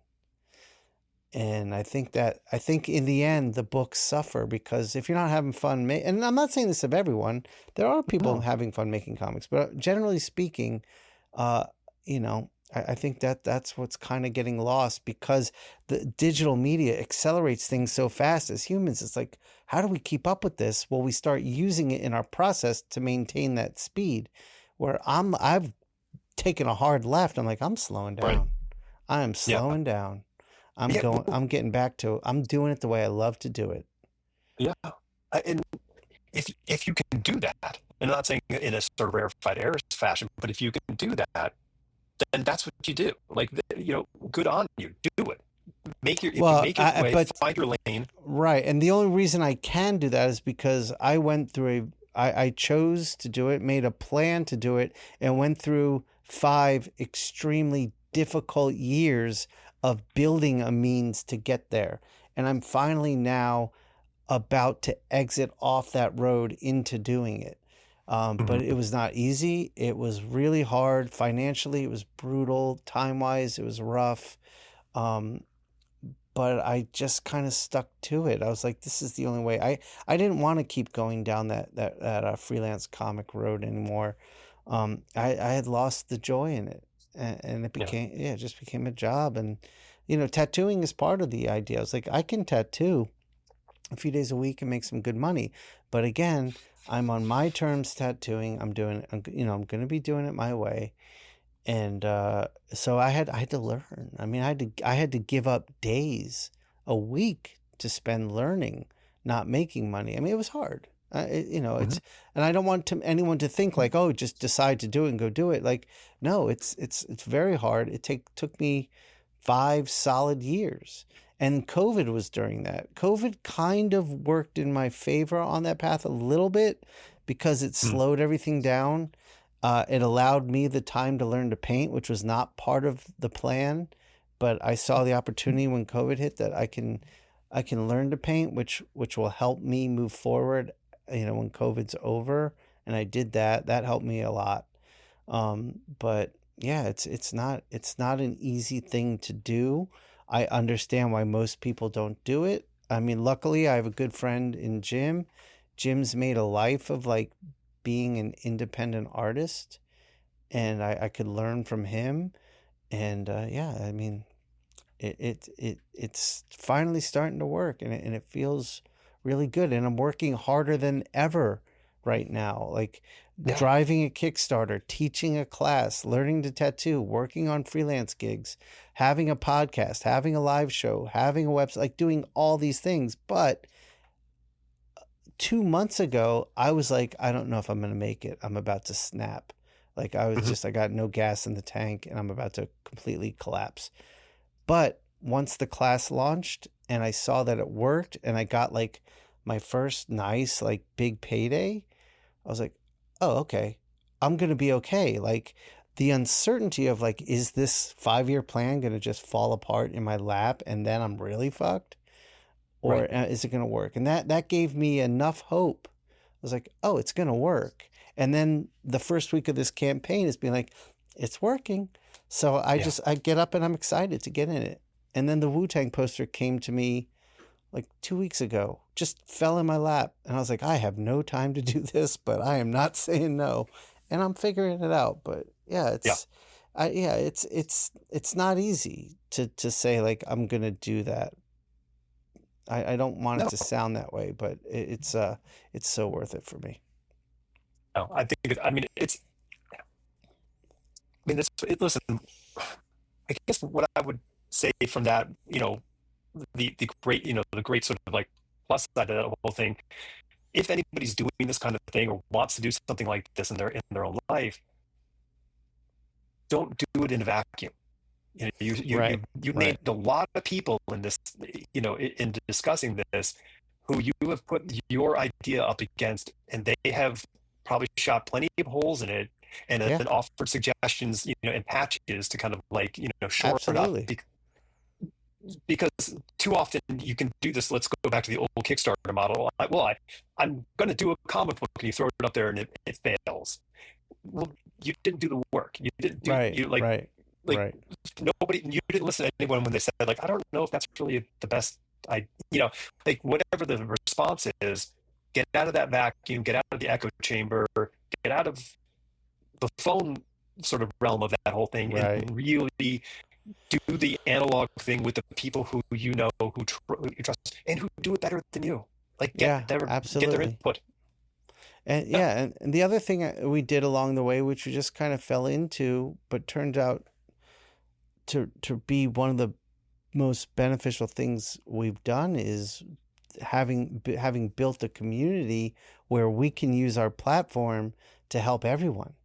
This yeah, whole sea of independent creators, like if you've got a Kickstarter and you're, involved with the INKPULP community, watching the podcast, watching the live shows and doing that stuff, then anytime you've got a Kickstarter, if you send it to me or Jim, we're putting it on the show and we're mhm. driving people there. Hopefully it's helping. But we're raising awareness. So we're not just like single people like just trying to make our way. We're trying to build a better future for every cartoonist out there. Like I said, I just feel like the publishers, they're too busy trying to survive, and they're not terribly concerned with this medium and the craft of it. So They're not going worried about your independent. career. They don't What's care that? about your career. The No. publishers don't care about your career, and that's not. I'm not knocking them. That's they No, don't. no, no. They're Exactly. yeah, Exactly. It's not a knock. right. They are a business. They've got to survive. They've got to do their thing. And I understand that. I think it used to be that we all were in this together. I mean, this is before the corporations really took over at like Marvel and DC. I mean, back in the day, it felt a little bit more like we were all a team making cool Mhm. stuff, like getting back to Klaus and what he said. We were having fun. And it wasn't just that they were having fun, they were allowed to have fun by the people who were hiring them to do these projects. So they had the gold. They had the golden sweet spot. The company wasn't sophisticated enough. There Right. wasn't enough money being made, Right. Right. Right. and they had the emotional bump from the Barry Smith era of artists who were the earlier 70s who were doing Yeah. these things. They were like, oh my gosh, like you could do Yeah. that. Yeah. And they said, all right, well, let's see. And the editors are like, I don't care about Daredevil. I don't care. Yeah. Like these, Yeah. they had Yeah. they had Yeah. some great opportunities. Yeah, And yeah, exactly. Now it's like, well, Daredevil's a franchise on Disney Plus, and Daredevil's a movie. Like and I get it. That's their business. That's fine. So yeah, I think a lot of the younger creators and a lot of the older creators are all like, I want to go indie now. And mhm, so we've kind of been able to build a space where all of us can come together and help each other, and that's been amazing. And seeing what yeah, these young, like really young comic book creators are doing with like making their own independent books is really inspiring and impressive. I mean, like like Jim and I are like, I can't believe the quality of what we're seeing. It's so the much two, more interesting than anything I've seen in comics in the past 10, 20 years. they have. I mean, I can't even put it in in my brain as to how they can view the thing, because the tools that they have access to, there's no barrier in their sort of experience of saying I can't do that, because it's Right. really like for we of our age and generation, the idea to make your own comic book was this overlook. Like I Yeah. don't. What? Wait, what? And and the upfront cost. It was Yeah. just so Yeah. prohibitive. It's a Yeah. different, it was. I mean, Yeah. I mean, honestly, like the main reason I focused in on working at Marvel and DC was, um, I wanted to write and draw my own books. And I saw what Frank Miller did, and I saw what Mike Mignola did. And I was like, You got to, and then I saw what the image guys did. Go make a name for yourself at the publishers, and then you have some cachet to go do something of your own. And that's different now. We have the internet. We have Kickstarter. We have, you can reach out to publishers. You can just Google publishers and find them all over the world. Like, so it's different now. So, it was a pivot for a 50-year-old to make, to say the plan I put into motion is that way of thinking and working is gone. Let me adjust. And it's exciting. I mean, I think now is a really exciting time to be an independent creator. You've got so much opportunity. Yeah, don't shun the fire when they bring it into the village for the first time. Right. Learn to use it. Well, okay, so I guess any last sort of pitcherama for Cyan, just letting anybody know, it's on Kickstarter. Yeah. So I'll give you the link. It's my book is called INKPULP Cyan. It's on Kickstarter. It's 130 page hardcover. Our first stretch goal is I put a nice spot gloss on it. I want the book to be an art object. I really miss that. Like everything's become so disposable, and you can see behind me, I love books. But I love getting a good book that is designed well and feels good in your hands and has like a lot of like attention to detail. So I've put all that into this. So you can go get that book now. I've got some other tiers and stuff on there. And soon I'll be opening my books to taking on tattoo clients. I've the class that I built with Jake Parker called Graphic Novel Pro on his learning platform, svslearn.com. We're about halfway through, but we are offering it again. It's going to be an annual thing. So it's been a great success. It's a great class. If you want to really get into comics and graphic novels, this is 10 weeks of awesomeness that I'll put it up against a 4-year school any day, and it's a fraction of a 4-year art school. I would say the best thing to do is go to inkpulp.tv and get on my newsletter, because I've got so much going on, and my newsletter is like my central source of like getting information to you. But for now, head to the Kickstarter, get a pledge going, because this book is going to be pretty awesome. And this is just the first. INKPULP as a kickstarting company is just getting started. Cool. Well, I'll put all the links in the description, so make sure that everybody who is listening will be able to check it out. And I can't be more happy for this. I mean, and let me just take 1 second and say thank you for taking the time today to do this, because where you were talking about a few months ago and how you were like, I don't know if I have any more gas in the tank. Like, that's where I've been. Everything's been going into taking care of the house. I'm glad to sort of come back with this bit of a conversation. Awesome. Well, thank you for having me. I appreciate the opportunity. Yeah. Well, go check out Kickstarter. Go become better at your craft. This is a good way to do it. Awesome. Thanks, buddy. All right. See you, man.